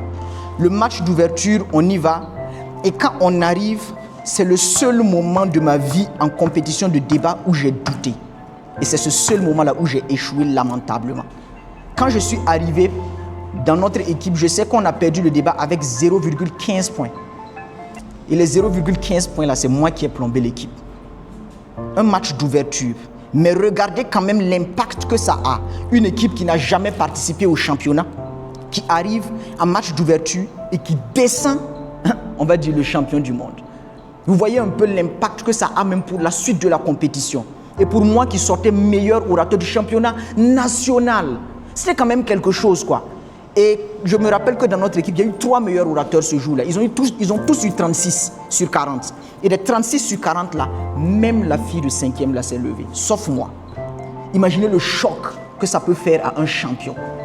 Et là, je sais que ça a été la période de ma vie où je me suis promis que toutes les fois où je vais participer à une compétition, n'importe qui que je vais rencontrer, je vais le broyer. Et c'est à partir de ce moment maintenant que je commence à prendre conscience de qui je suis et de ce que je suis capable de faire. Donc, après cela, je prends part à plusieurs compétitions. On ne va pas rentrer dans les détails, mais je vais garder l'essentiel. Je garde la Coupe panafricaine des débats. Trophée Sika Kabore. C'était en son temps la plus grande compétition de débat organisée en Afrique. C'était organisé par les premières dames. Donc, vous comprenez par là que l'enjeu était grand. Et moi, en venant à cette compétition, je n'avais que 19 ans. Et depuis que la compétition existait, il n'y avait pas eu de jeune orateur, plus jeune orateur que moi. Donc, quand j'arrive, automatiquement, on a besoin de vouloir voir ce dont vous êtes capable de faire. J'entendais, sans vraiment dénigrer, ma grande Eva, que j'apprécie beaucoup et que je suis, même si elle ne sait pas que je la suis. Lorsque j'arrive dans ce milieu-là, je me rends compte que les choses vont être beaucoup plus difficiles parce que le travail était vraiment très énorme. Vous débattez aujourd'hui et en même temps vous devez enchaîner avec le thème du lendemain. Et vous devez rencontrer les meilleurs des autres pays. On était 12 pays de l'Afrique. Et je me rappelle que pour les demi-finales, on devait le lendemain faire le débat contre le Bénin et contre le Tchad. Et ce sont les 2 meilleurs de ces confrontations-là qui devaient s'affronter en finale. Pardon. Quand nous, on arrive à la compétition, on ne dort pas. Je vous assure qu'on a fait environ 1 semaine là-bas. Pendant les 1 semaine là, par jour, on n'a pas eu 30 minutes de sommeil. Et quand je parle souvent de ça, les gens pensent que je m'amuse. Par exemple, le jour de la demi-finale, on a réuni tous les coachs qui existent au Burkina là. Hein? Les bars, les Fabius, il y en a qui sont à l'USTA que même ceux qui sont de l'USTA là n'ont pas connu. Ça veut dire tous les coachs qui existent dans ce Burkina là, on les a réunis pour pouvoir apprêter ça. Et durant toute la nuit là, on s'est apprêté, on n'a pas fermé l'œil. Donc, souvent quand je vois le niveau de certains orateurs, je me dis, ah, on a baissé un peu d'un cran quoi, parce qu'en notre temps là, il fallait vraiment être dur. Et nous, on sort de cette compétition, on gagne la compétition. Et vous vous imaginez qu'à 19 ans, je sors en finale devant Elda Kwama, que vous tous vous connaissez. Hein? Et devant Mathilde Zerbo, que vous tous vous avez peut-être connu. À la finale, je sors meilleur orateur devant ces grandes dames-là. Pardon, il faut applaudir. Faut applaudir. Donc, vous comprenez? Vous voyez jusqu'où le travail peut vous amener en tout cas à faire des choses qui sont vraiment impressionnantes. Après ce point-là, je vais partir maintenant sur mes échecs. Les échecs, je vais revenir, c'est vraiment la chute avec l'école de Lumbila. Ça a provoqué vraiment un déclic chez moi. Et je ne me suis jamais senti autant mal depuis que je vis.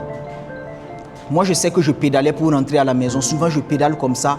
Et je refais le débat dans ma tête. Je revois les filles là qui viennent débattre. Je revois la réfutation qui vient. Je dis non, tu pouvais dire ça. Après, je dis non, tu pouvais dire ça. Après, je dis non, au moment où tu as dit ça, ça veut dire que je refais le film dans ma tête et en même temps, je me pose des questions. Ça, c'est le premier aspect. Le deuxième aspect, c'est lorsque je prends part au championnat international Beyrouth, Liban 2021, si je ne me trompe pas. Nous, on a malheureusement 2020, bon, je sais plus trop. En tout cas, c'était dans la période de Covid. Nous, on n'a pas pu effectuer le déplacement. Les autres étaient là-bas, nous, on est restés ici parce qu'on ne pouvait pas bouger. À la finale, par exemple, je sors un jeu, en tout cas qui est classique. Parce que quand j'ai regardé le niveau, ils ne peuvent pas débattre avec moi. Mais quand ça finit, on annonce la gagnante, je dis, ah, si c'est elle-là qui gagne face à moi quand même. Et c'est là que je comprends que le style n'est pas pareil dans tous les domaines. Vous pouvez être incroyablement fort, mais lorsque vous allez arriver dans un autre monde ou alors sous d'autres cieux, vous allez voir que le style que vous avez là, ce n'est pas ce style-là qui passe là-bas. Donc vous allez arriver, vous allez vouloir faire ça, ça va être difficile. Autre exemple, par exemple, lorsque nous partons en France, je sais qu'avant de partir, je répète, et je me dis, est-ce que je ne vais pas adopter une manière de parler un peu comme les Français? Vous pensez que c'est du jeu? Quand vous partez même pour représenter le pays comme ça, c'est vraiment quelque chose. Hein. Je me dis, est-ce que je ne vais pas adopter une manière de parler un peu comme les Français? Donc, quand ils sont en train de parler, moi aussi j'essaie de voir, ça veut dire quel chocobi je peux amener dedans, quoi. Vous voyez? Mais en même temps, je me suis dit à la fin, bon, tu n'as pas besoin de faire ça. Dans tous les cas, quand on te regarde, tu es de teint noir, on sait que tu ne viens pas d'ici. Donc, peu importe ce que tu vas faire, tu ne peux pas les épater par le français parce qu'ils sont nés dedans. Moi, je suis né Mouaga. Et peut-être j'ai appris le français parce que chez nous, on a une bonne bibliothèque et j'ai passé peut-être une bonne partie de mon adolescence à lire. Mais en même temps, c'est difficile, quoi. Et j'ai compris par là qu'il fallait aller avec un style beaucoup plus naturel. Autre échec, mais en même temps qui n'est pas un échec, mais que j'ai perçu comme cela, qui m'a fait mal. Mais en réalité, j'ai compris encore que quand on ne veut pas de vous, on ne voudra pas de vous. C'est quand, par exemple, je vais à Lomé, je finis la compétition. Ça veut dire, quand je fais mon premier passage, avant de partir, moi, j'étudie les adversaires. Il n'y a aucune compétition à laquelle je suis parti, je n'ai pas connu les adversaires à l'avance. Par exemple, dernièrement, je devais coacher une fille pour une compétition à laquelle Eva a participé. J'ai décrit complètement et décortiqué le style de Eva avant qu'on ne parte. Complètement. Toutes les oratrices qui étaient là-bas, je les connaissais par cœur. La seule que je ne connaissais pas, c'était celle de Banfoura. Mais toutes celles qui étaient là-bas, j'avais étudié complètement leur style et j'avais dit à mon élève, voilà comment elle est, voilà comment elle est, elle aborde comme ça, elle fait comme ça, voilà sur quel terrain nous on peut partir. Tout était préparé à l'avance et je savais comment faire pour gagner. Avec la compétition à Lomé, quand j'arrive, j'étudie les adversaires avant d'arriver. Je me rappelle qu'on est assis en train de manger et on fait passer une vidéo. Moi, je prends la vidéo, je regarde, je vois que ce n'est pas trop intéressant, je glisse. Et puis après, on me dit que c'est elle qui doit représenter le Togo. J'ai dit, si c'est ça là, je dis, ça c'est le niveau moyen au Burkina. C'est même pas le niveau fort, c'est le niveau moyen au Burkina. Et quand je regarde, je dis, moi j'ai vu cette vidéo là, mais je ne savais pas que c'était elle. Mais elle était dans une sorte d'ascendance. Elle venait de gagner 2 compétitions d'affilée. Donc, elle était dans une période glorieuse et elle montait. Donc, je ne l'ai pas sous-estimée, mais en même temps, quand j'arrivais, je savais que je venais pour faire du sale. Déjà, quand j'arrivais, je devais faire l'introduction, elle aussi. En tout cas, quand j'arrivais, j'ai identifié les adversaires, je les ai étudiés. Je savais 2 personnes étaient compliquées. C'est la Togolaise, parce que je suis sur son terrain, et c'est la Béninoise, parce que c'est quelqu'un qui a le contact facile et elle faisait le compte. Donc, rapidement, elle cerne le public et elle joue avec le public. Mais je devais faire l'introduction. La Loméenne, elle arrive. Quand elle arrive, elle commence sa phrase de salutation. Quand elle a commencé sa phrase de salutation, moi je suis quelqu'un, dès les premières notes, je sais qui vous êtes. Quand elle a commencé net, j'ai pris en même temps l'autre pied, j'ai croisé comme ça et puis j'ai dit, c'est mort pour elle, je gagne ce débat-là. Quand c'est fini, elle est partie s'asseoir. J'arrive déjà par la phrase de réfutation. Quand je commence la réfutation, tout le monde commence à applaudir. Mais avec moi, il y a un problème. J'ai tellement de choses à dire qu'en 3 minutes, je ne peux pas finir de parler. Quand je lance la réfutation et les gens commencent à applaudir, je fais comme ça. Il ne faut pas applaudir, ça vient. Ça vient d'abord. Après ça, je lance la phrase de salutation. Ils commencent à applaudir encore. Je dis non, il faut vous calmer. Ça vient. Je lance ma contextualisation. Après la contextualisation, j'envoie une bombe. Ils veulent applaudir encore. Je fais comme ça. Ça vient. C'est pas encore fini. Après ça, je lance le développement. Après le développement, maintenant, j'introduis mes camarades. En introduisant mes camarades, maintenant, ils commencent à applaudir. Et avant de sortir, j'envoie une grosse bâche. Et toute la salle commence à applaudir. J'ai compris que je pouvais gagner la compétition parce que j'avais déjà happé le public. Après ça, je passe à l'éloquence. Je rencontre là-bas la béninoise. Les choses se compliquent un peu. Vraiment, elle était incroyablement forte. Mais je crois qu'elle ne m'a pas battu. Mais dans tous les cas, je finis deuxième de la compétition. Et c'est la Togolaise qui remporte. Quand j'ai fini de prester, pendant que j'étais dans le public, elle arrive, elle me fait un câlin et elle me dit « Je ne savais pas que tu étais comme ça. » J'ai dit « Tu penses quoi? Tu penses quoi? Tu penses que nous on vient ici pour s'amuser? » Le problème des Burkinabés, c'est que quand ils vont ailleurs, ils chargent trop l'affaire du pays. Quand ils arrivent, non, on charge trop l'affaire. Et moi j'ai compris que déjà à partir de l'hymne national là, il fallait que les gens sachent que moi je suis là pour représenter le pays. Faut pas me voir chanter contre. Non, on s'amuse pas dans ça. Ce sont des vrais contre là que nous on va faire là-bas. Est-ce que vous voyez? Donc en même temps je comprends que bon, vous pouvez faire les compétitions comme vous voulez, mais ça ne veut pas forcément dire que vous gagnerez. Je termine maintenant avec les perspectives. D'accord. Bon, vous savez, je vais faire comme Maître Kielem le disait, la plupart du temps on dit qu'on est en démocratie. Et quand on est en démocratie, vous allez voir qu'il y a toujours quelqu'un qui tient les rênes. Par exemple, c'est la maîtresse de cérémonie. Moi, on me demande d'arrêter, mais moi je requiers l'assentiment du public. Si vous êtes d'accord que je continue, il faut applaudir.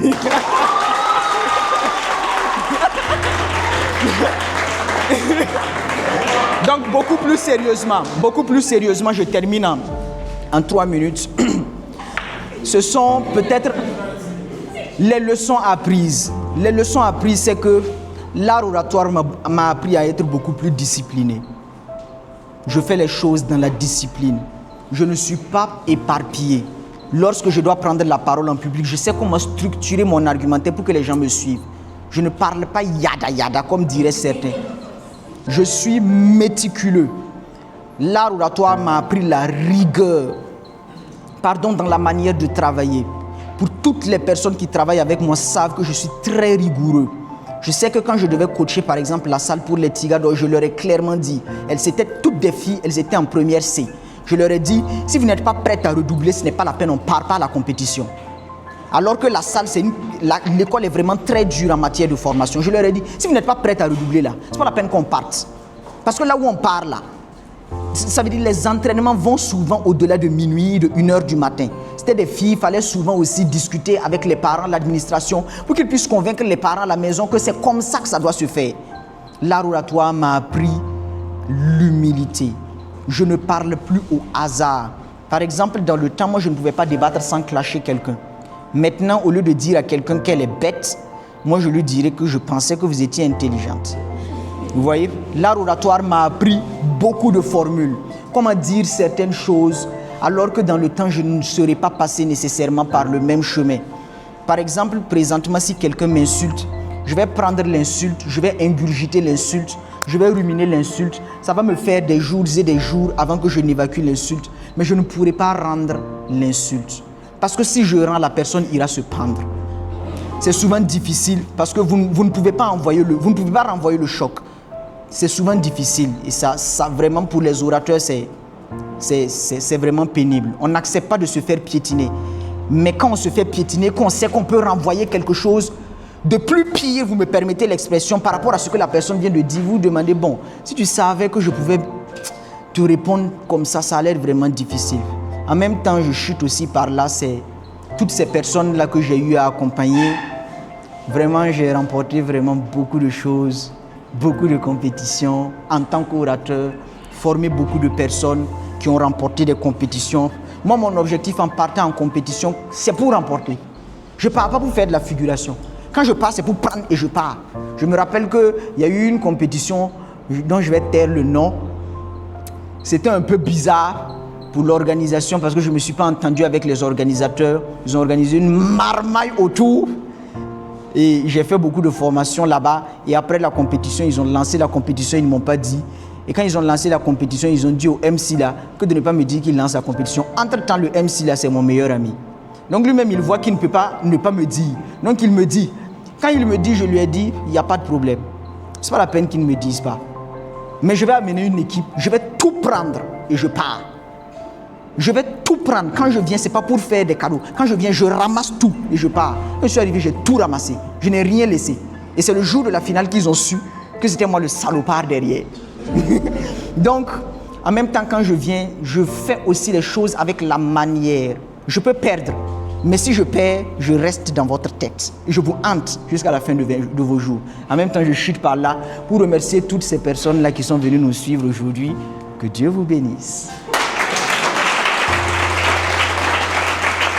Ah, yeah. C'était inspirant. Ça ne voulait pas finir aussi. Et puis les gens ne voulaient pas que ça finisse aussi. Mais merci beaucoup à Erwan Compaoré pour son partage d'expérience. Je vois qu'il a emballé le public avec lui. Hein. Donc, merci énormément. Mais le problème des orateurs, là, c'est ça. On leur donne 10 minutes pour parler, là. Ils s'éternisent. Ils ne peuvent pas parler de manière brève. Ça fait que ils continuent de parler. Parler, là, c'est comme manger. Tu vois, c'est en mangeant que vient l'appétit. Donc, c'est en parlant aussi que tu as encore envie de parler. On va prendre quelques questions. S'il y a des personnes dans l'Assemblée qui ont des questions à l'endroit de nos brillants J'espère que vous allez bien et bienvenue à l'université Joseph Kizerbo, précisément au club de la CEDEAO. Je suis membre de la DIT Club et j'ai 2 questions pour nos panélistes aujourd'hui. La première est la suivante.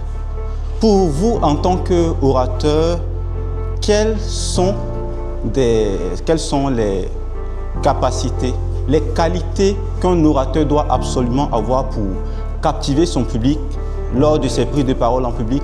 Et ma dernière question est la suivante. Aujourd'hui, nous le savons, il y a plein de nouveaux orateurs ou soit futurs orateurs qui sont là.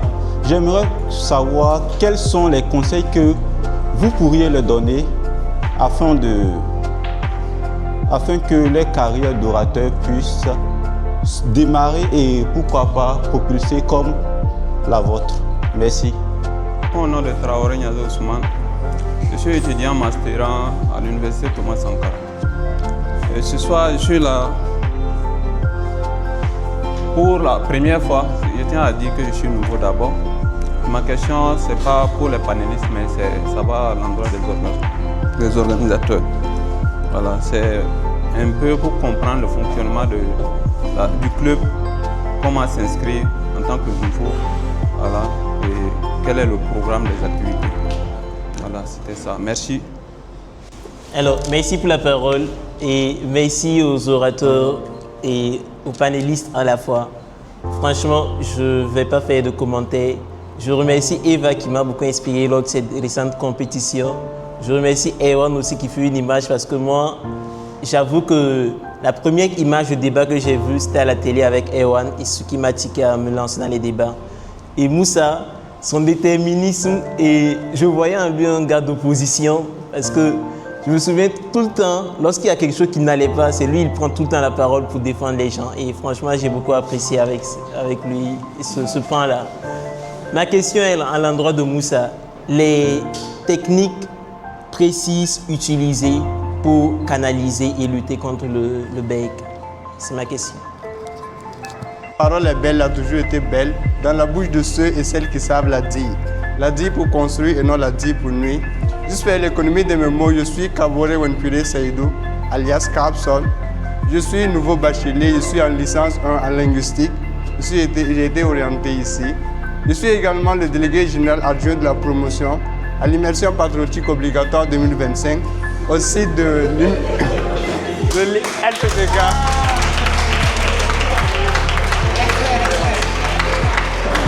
Ok, merci.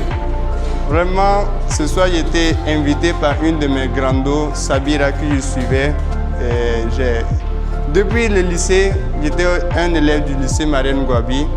Et depuis le lycée, je venais quand même participer à la SALAC, qui est une activité ici organisée ici, quand il y avait des compétitions d'art oratoire de slam. Et franchement dit, j'ai beaucoup appris. Et ce soir, elle m'a invité, je suis venu par curiosité pour découvrir ce qui se cachait ici, mais vraiment dit, je suis vraiment épaté par les panélistes, ce qu'ils ont eu à dire.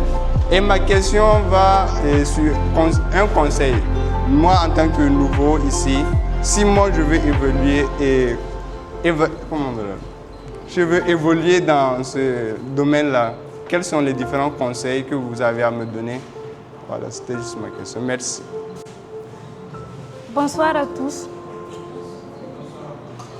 Je suis Oumou Kéré, étudiante en communication et journalisme. Je voudrais dire merci à tout le monde et préciser que je suis nouvelle. Bon, moi, je n'ai pas de questions. Merci.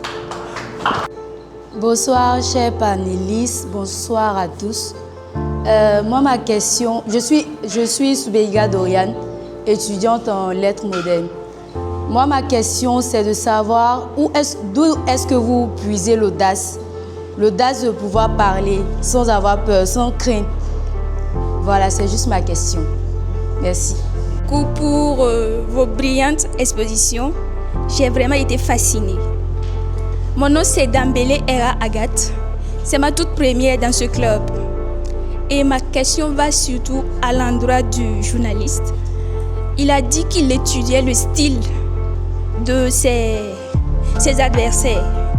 J'aimerais savoir quelles sont les techniques qu'il utilise pour les étudier et comment il arrive à partir de cela les combattre. C'est ce que j'aimerais savoir. Merci. J'ai une question à vous qui avez participé à plusieurs compétitions. Vous avez eu des trophées, vous avez connu des échecs. Est-ce qu'à un moment donné, après une compétition, vous avez ressenti un sentiment particulier, précisément la honte? Et comment est-ce que vous avez géré cela, si jamais vous avez ressenti ce genre de sentiment? Merci. Le problème, c'est que ça va faire une formation entière. Donc, ça fait que c'est difficile de répondre à ce genre de questions. Mais les qualités qu'un bon orateur doit avoir. D'abord, un bon orateur doit pouvoir captiver l'attention de son public dès les premières secondes. Et par captiver l'attention du public, c'est faire en sorte qu'en arrivant, on sache que tu es là.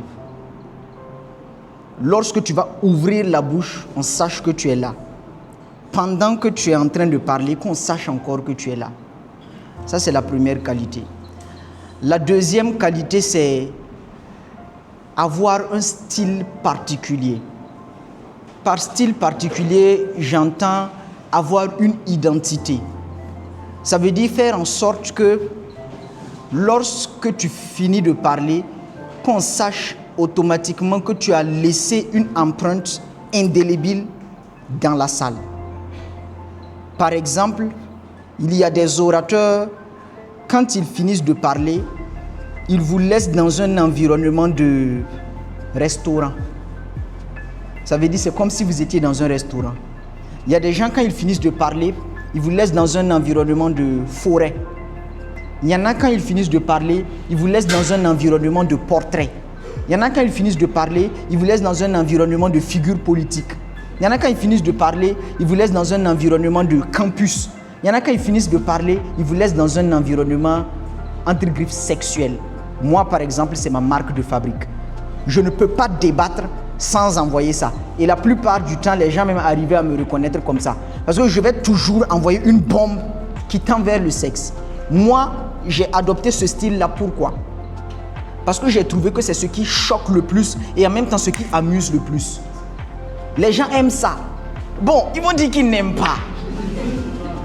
Mais ils aiment. Vous voyez, ils aiment. Rapide, je ne suis même pas rentré dedans, mais vous voyez que les gens commencent déjà à rire. Donc imaginez un exemple que vous envoyez en même temps qui gravite autour de cet univers-là, mais qui vient de manière délicate. Bon, c'est beaucoup plus impressionnant. Troisième, pour terminer, il faut être persévérant. Il faut être persévérant. Si vous chutez et puis vous ne vous relevez pas, vous allez rester là, vous poser des questions pendant que les autres sont en train d'avancer. Ne faites pas les choses pour les gens. Si vous faites les choses pour les gens, ça va être difficile. Exemple, vous tremblez devant les gens et puis après vous ne voulez plus prendre la parole en public, ça vous regarde. Dans tous les cas, vous serez amené un autre jour à prendre la parole.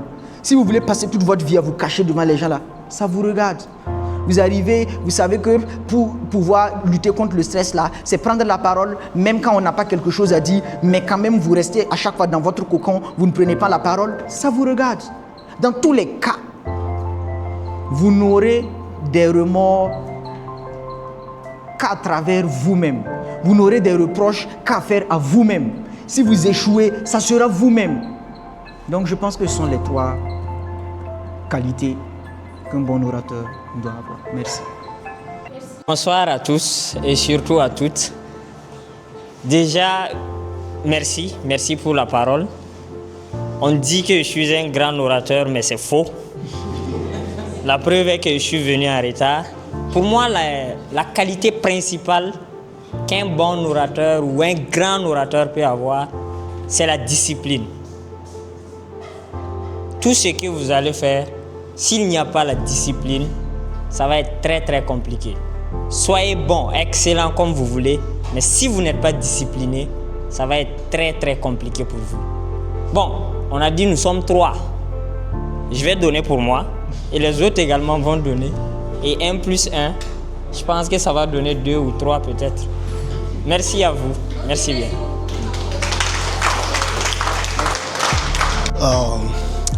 Je vous exprime toute ma gratitude pour la parole accordée.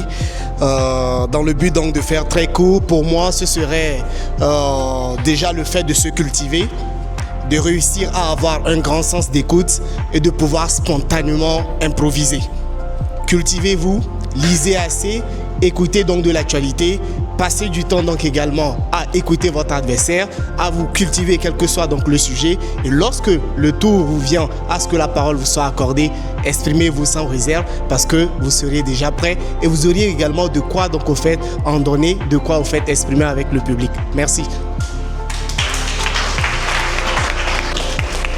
Merci bien. On est vraiment pris par le temps. Dans le milieu du débat, je dis toujours, la première qualité d'un bon orateur, c'est de savoir écouter. Merci bien. Pas de savoir parler, mais de savoir écouter. Je compte vraiment créer quelque chose pour qu'on puisse venir dans une initiative qui va permettre à ce qu'on puisse aller vers ces personnes-là qui sont en difficulté de parler. C'est bec, en fait, en dire de la société. Donc, si quelqu'un a des initiatives, on peut travailler ensemble. Donc, pour répondre à sa question, les becs se dépassent. Voilà, on ne peut pas aller dans une réponse qui va aller dans une prise en charge holistique. Mais en général, il y a 3 éléments à prendre en compte chez le bègue. Premièrement, il y a sa capacité de faire sa diction, son articulation. Parce que généralement, les bègues, pour certains, ils massent les mots. Vous voyez, ils massent les mots. Donc, ça fait que la langue trébuche rapidement. D'accord? Donc, si vous voulez bien parler, apprenez à bien articuler, à apporter du poids sur chaque syllabe qui sort. D'accord? Deuxièmement, c'est le rythme. Généralement, il y a des bêtes qui parlent énormément rapidement, c'est hyper rapide. Donc, à force de parler rapidement, votre organe n'a pas le temps de bien se poser. Donc, lorsque vous envoyez d'autres mots, ça fait qu'il n'a pas terminé ces mots, il doit en même temps aller sur d'autres. Donc, il est en train de bégayer et il y a des difficultés à bien prononcer. D'accord? Donc, l'autre, c'est votre souffle. Votre souffle. Parce qu'on a tendance à respirer une fois pour terminer une phrase. Pourtant, pour une personne qui est en difficulté, pour un bec, la personne doit respirer au moins après 2-3 groupes de mots. D'accord? Donc, vous prenez la parole, vous parlez à un moment donné, il faut reprendre. Vous parlez. Donc, en quelque sorte, il y a 3 éléments à prendre en compte en général. Mais comme je l'ai dit, ça dépend de la situation et ça dépend de la personnalité. Voilà, donc je pense que j'ai un peu répondu. Je vous remercie. D'accord, merci à la personne qui a posé la question. Je ne sais plus qui c'est, je pense que ça doit être ici. Mais déjà, quand je suis venue au club, un conseil qu'on nous a donné, c'était que quand tu pars prendre la parole, dis-toi que ce que tu veux dire, personne ne l'a jamais entendu. Et tu as quelque chose de particulier à dire à ce monde. Et c'est ce que j'ai toujours retenu. quand je veux prendre la parole en public, je me dis que j'ai quelque chose de très important. Je ne fais pas que faire une compétition. Je pas dire quelque chose que je ressens au fond de moi et que j'ai envie de dire à tout le monde. Et ça me donne encore le courage de diminuer ma peur, de diminuer le trac et d'avoir encore l'audace, le courage, la détermination de parler et de bien parler, de dire tout ce que j'ai envie de dire. Je pense que c'est à peu près ça. Il y a un temps pour tout. Un temps pour parler et puis un temps pour faire le plus important. C'est ça comme ça. Donc, vous voyez, non? Ça, c'est pour nos invités. Viens le montrer, viens le montrer. On est devenu parler, puis vous allez prendre bois gratuitement. Bon, ça, faut pas ouvrir. Faut pas ouvrir. Hé! Oh là là là là là là là! Ça, c'est quoi? Du gâteau. Oh là là là là là là! Ça, c'est bien. Donc, les gars, vous voyez que le club, malgré ses débuts modestes, arrive à faire quelque chose d'énorme. Et comme je l'ai dit, si vous voulez intégrer l'équipe, il suffit de me contacter par le numéro qui s'affiche et on se donne rendez-vous pour une grande transformation. Si tu ne sais pas parler dans ce monde-là, tu vas lire. Donc viens rejoindre la team pour apprendre à parler. Merci. Merci bien. C'est vraiment beaucoup d'honneur. Déjà la soirée et tout ce qui se passe. On est vraiment pris par le temps, comme je disais aux organisateurs.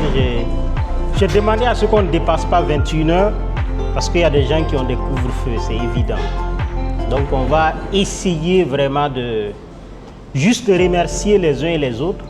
Et je pense qu'au travers de ce que vous avez vu, au moins on peut se réjouir qu'il y a des orateurs qui sont formés et qui continuent d'être formés.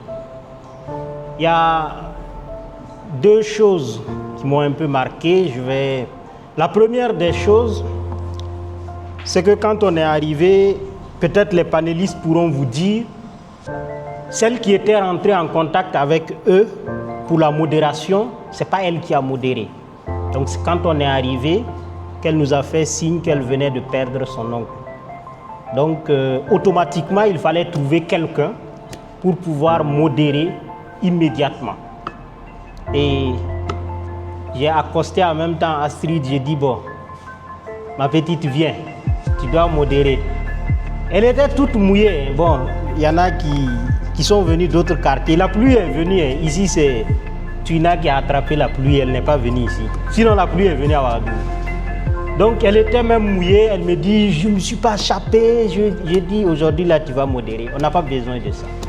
Et sincèrement, je suis satisfait déjà de ce qu'elle a fait. Parce que pour quelqu'un qui n'était pas préparé, qui n'a rien pris de tout ça, qui vient pour s'asseoir et puis on lui prend, il faut modérer. Et que la personne soit capable de le faire, c'est parce qu'il y a un background. La personne s'est vraiment préparée pour que les choses soient dans ce sens-là. La deuxième des choses, c'est l'organisation même de cette soirée.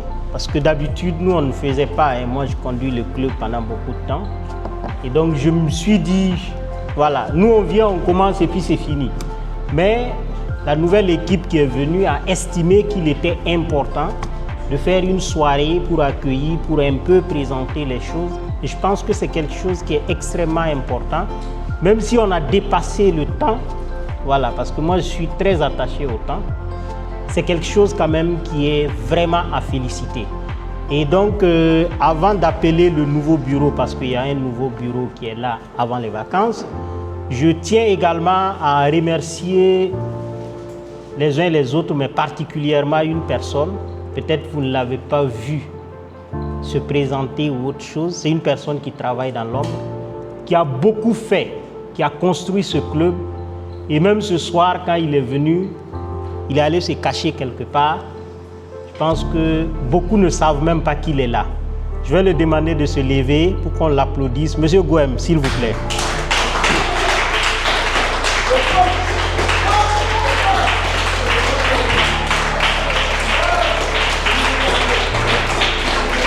Non, ça. Voilà. Donc, c'est vrai, c'est extrêmement important. C'est extrêmement important parce qu'il a été coordonnateur tout ce temps. Nous avons commencé avec un jeune bureau. Notre mandat, c'est 3 ans. Et vous connaissez l'université, il y en a qui font 2 mois et puis ils disparaissent. Donc à la fin du mandat, c'était pratiquement 2 personnes ou 1 personne qui était là. Il fallait trouver en tout cas un bureau pour pouvoir coordonner les choses. Et il s'est engagé. Il était très jeune dans le club, mais il a construit vraiment beaucoup de choses. Et c'est à son honneur pour cela. Donc je vais demander aux membres du nouveau bureau de venir devant ici pour qu'on les voit. Je sais qu'on est pris par le temps, vous n'allez pas vous présenter, mais vous allez venir. C'est important. Voilà.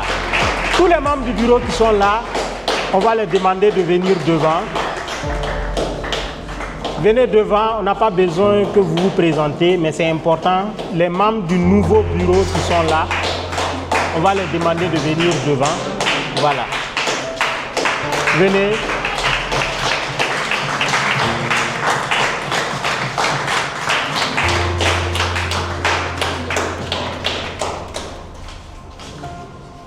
Donc, tous ceux qui ont demandé les modalités et autres, prenez un de ces hommes-là.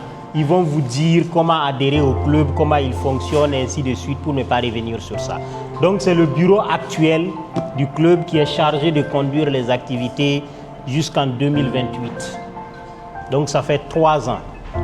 Ils vont commencer, c'est leur première activité et c'est un succès. Je vous demande encore de les acclamer. Voilà, vous pouvez partir. Je pense que c'est bon. Pour moi, c'est bon. C'est bon. Vous n'avez pas besoin de vous présenter aussi. Donc, on vous connaît.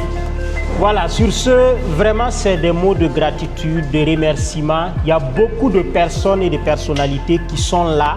Le temps ne nous permet pas de citer parce qu'il y a beaucoup de représentants de clubs, beaucoup de coachs qui sont là, beaucoup d'orateurs qui ont fait le déplacement. Et je vous assure que c'est un public de qualité que nous avons. Voilà pourquoi je vais finir sur ces mots et appeler la MC. Ou c'est le MC qui doit venir pour vous donner la suite donc, des événements. Merci bien.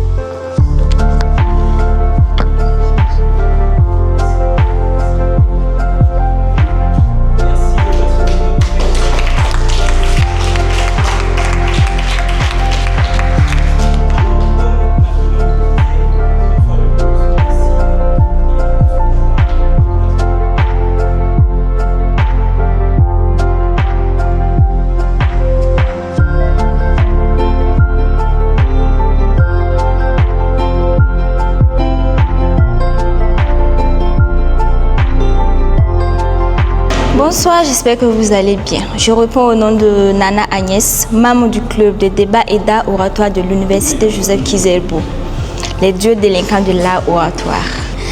Ce soir, c'était la cérémonie d'ouverture, le lancement officiel des activités de débat et d'art oratoire de l'année 2025-2026. Et je suis vraiment émue, impressionnée par cette soirée parce que j'étais un peu stressée. Je voulais que tout se passe bien et à ma grande surprise, tout s'est bien passé comme on l'avait souhaité. J'étais membre du comité d'organisation et vraiment, j'étais tellement impressionnée par les panélistes, par leur parcours. J'ai voyagé avec eux dans leur parcours et j'étais vraiment émerveillée.